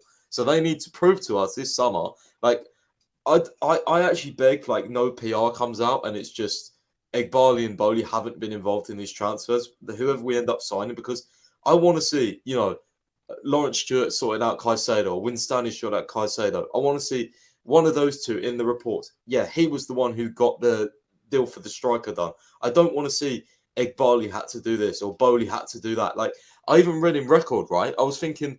Record, I think the second article they posted, I did a tweet on it. Apparently, Bowley was in a meeting, the first meeting we had with Ugarte. Ugarte was with George Mendes, another George, and Bowley and George Mendes. So it was four of them, right? Why is Bowley in there talking about a transfer? I thought he stepped back. Like, I'm confused. Because he probably realized as well that he probably had the direct relationship with. I mean, we got rid of Tom Glick and replaced him. Who knows? Why is Win Stanley? Why is Win Stanley or Stewart not meeting him? Why is it still Bowley? I don't understand. Do you know what's weird, right? I do feel like with this new behind the scenes people that we've hired, I was worried, but I was still quite optimistic based on what we did in the January window. But it might be at some point that they need to streamline the decision making, because the fact that you have just get rid of bad people. Do you know what I mean? I mean, the fact that you have so many people with differing of opinions, they're not always all going to be aligned in terms of how they see things, and that's probably going to cause more headaches when it comes to negotiations. Because if one feels one way about a player and the other one feels another way about the player, it will complicate things that probably would have been easier if it's one person that just making that key decision. What I would say on that is, though, I think once the multi-club model is up and running, they'll like your Laurenz Stewart and whatnot will probably go and be involved in that. So you might not be involved in the contract side of things. So perhaps it might stream down once that's up and running. But it's a valid point, It's all great having all these guys, but actually, when you come to deal with negotiations and that sort of shit, sometimes having too many people is a problem. Like, there should just be one person in charge of the fucking contracts and just do it.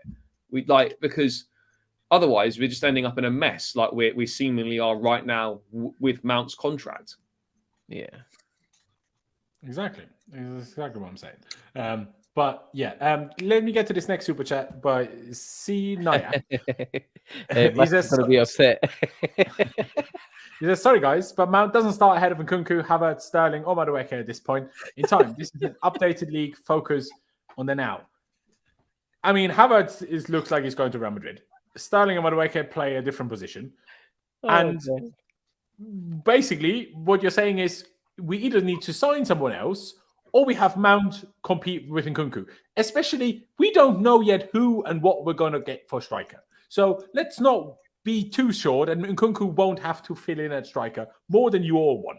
So then who's the 10 if Havertz leaves? And then what? You're going to start Gallagher every week and you're going to be fucking happy about that? Well, I'll watch you next season. I'll watch all the Gallagher hate on Twitter. I'll watch you guys. I'll watch you guys. And let it go, man. Let it go, man. Felix is not coming back. Compared to that, bro, we get Felix back and Price is happy again. That's what happens, bro. I mean, yeah, but that won't be happening because he's earning 3 times as much as Mason Mount anyway. So if it's for 50 million, I think maybe the club will consider, but not at the price tags we're hearing right now. Yeah, 26 million for a fucking 1 year loan. We already spent 4 million a goal this year. Flip's sake, man. Do you know what I mean? And another thing, I'll get to the last super chat in a second as well. This is like fans never cried this much when Hazard left, but but this is a completely different situation. Hazard wanted to leave. Mount doesn't. Hazard gave us. Hazard literally said, "Yeah, this is a goodbye." He was sad. It was all like it was all sad for us, but we like had to accept he's going to his dream club. We already Mount's dream club. No to them as well. Want to go. As much as he might not be as good as we'd all hoped, you know. Sorry, Mo. I keep interrupting. No, it's all good, brother. It's the amount of times Hazard was also able to say no. Real Madrid wanted him a lot sooner, and he said no constantly. And I was actually loyal to the club, unlike another goalkeeper that we had in our damn club. But let's be honest, when it comes to Hazard and Mason Mount, it's completely different scenarios. I do think when there's an academy player, there's a certain expectations that we have to actually address, which is you're expecting him to be loyal. You're expecting him to obviously show that he's, all about Chelsea. But the fact of the matter is, it's not just in his control to do that, guys. Like at the end of the day, if a contract is being put in front of him and he's not actually valuing him the way he needs to be valued, he has to consider his options. It's the only fair thing to do, and we've got to be objective about that and let go of our bias towards Chelsea and understand why the player then has to take things into their own hands to see hopefully how they can get their fair deal. Yeah, exactly. And I mean, there's a lot of talk always about why doesn't Mount just accept less money then? I mean, first of all, we gave Koulibaly and Sterling 300k. Now, obviously, you can say those are mistakes and the club have learned from those mistakes. That's why they're not making those mistakes again. Fair enough. But we have the super chat by Keshian Francis. Sorry if I butchered your first name, mate. He says, Mount needs a new contract, but not 250k a week. And my problem with that is so much of this talk, yes, there's sometimes been numbers thrown around. There's like, he was offered something similar to Reece James, but no one ever given numbers. No one's ever said what exactly Mount wants. The report's always like, but what if the club are just trying to get rid of Mount? Yeah, of course, then the media briefings are like, Mount asks too much money. They're not going to try to make themselves look silly, are they? Mm. You know what I'm saying? And people are asking, how do you know he doesn't want to leave?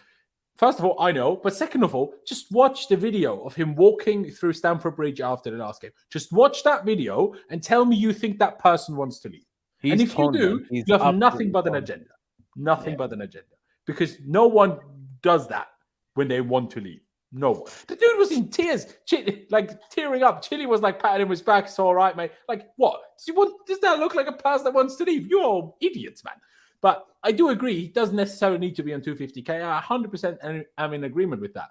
But what I disagree with that completely is that couldn't have been a compromise couldn't have been found. Because seemingly the club didn't even try to find a compromise if all they've offered him was a 1 year deal. And that's the part that irks me and annoys me, if that makes sense. But yeah, I feel like I've ranted enough about this whole situation now. Pice, anything you want to add to this one? No, I mean, I'll let the others speak. I'm bored of this whole Mount talk, to be fair. And I hear that. And bro, to be fair, it's going to be done soon. I'm just glad, and, as much as I understand people don't take Goldberg in that sense seriously, but I'm like, the dude's literally mates with Mount and Tony Mount. Now, sure, you could say that's Mount PR, but the other side is just club PR. So there's no reason to believe the other side any more than this, but yeah, Charlie, Mo, unless any of you want to still say something, I think you both kind of said plenty about it as it was already. Otherwise, there's been a few goalkeeper updates. Pice's sources via his website, londonsfirst.com. Link is down in the description as always.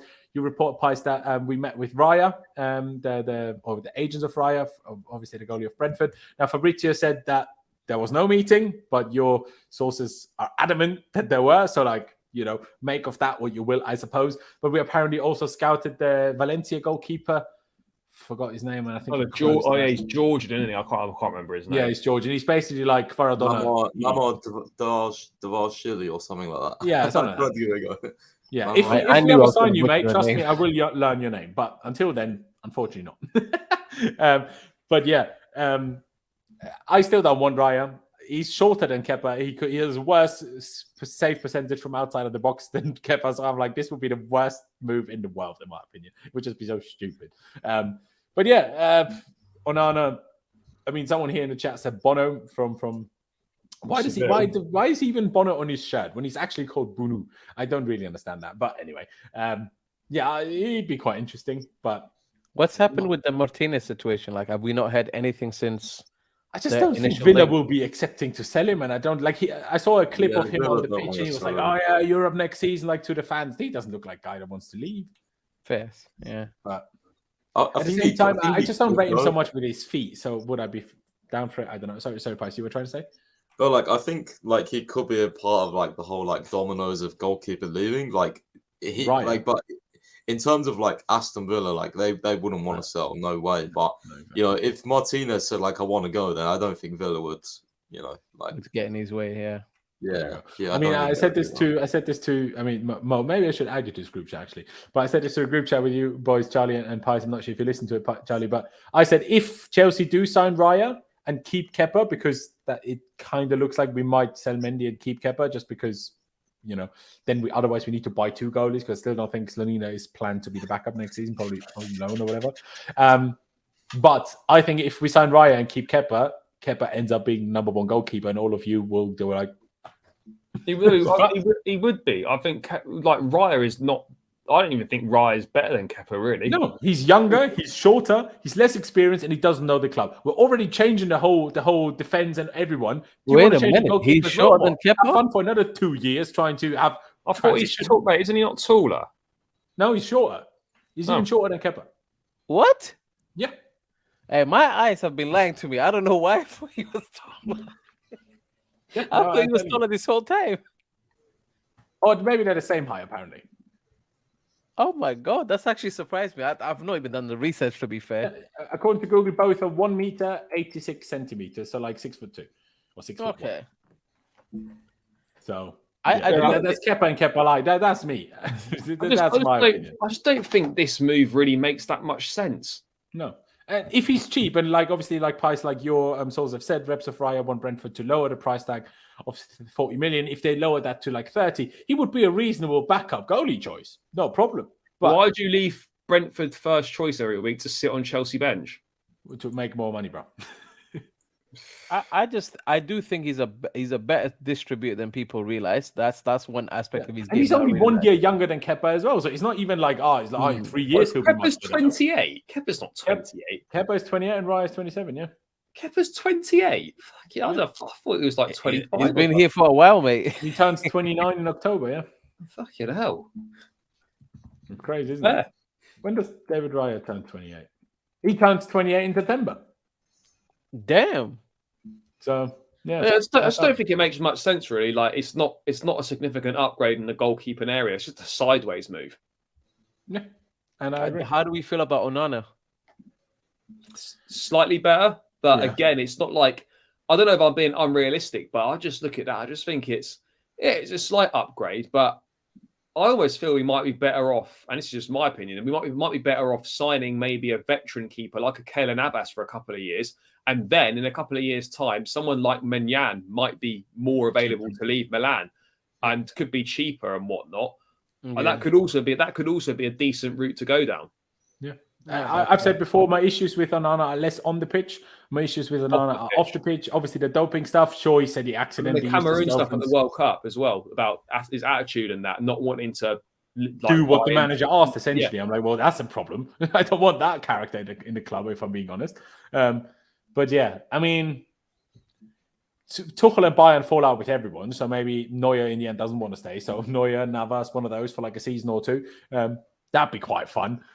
Although I'm not even sure if I rate Navas higher than Kepa nowadays. Like, I'm not saying ever, but even when he won everything with Real Madrid, I was like, yeah. I think he's good, mate. He's good, but yeah, I haven't watched him basically at all at Forest. I genuinely can't judge. But We'll have to wait and see.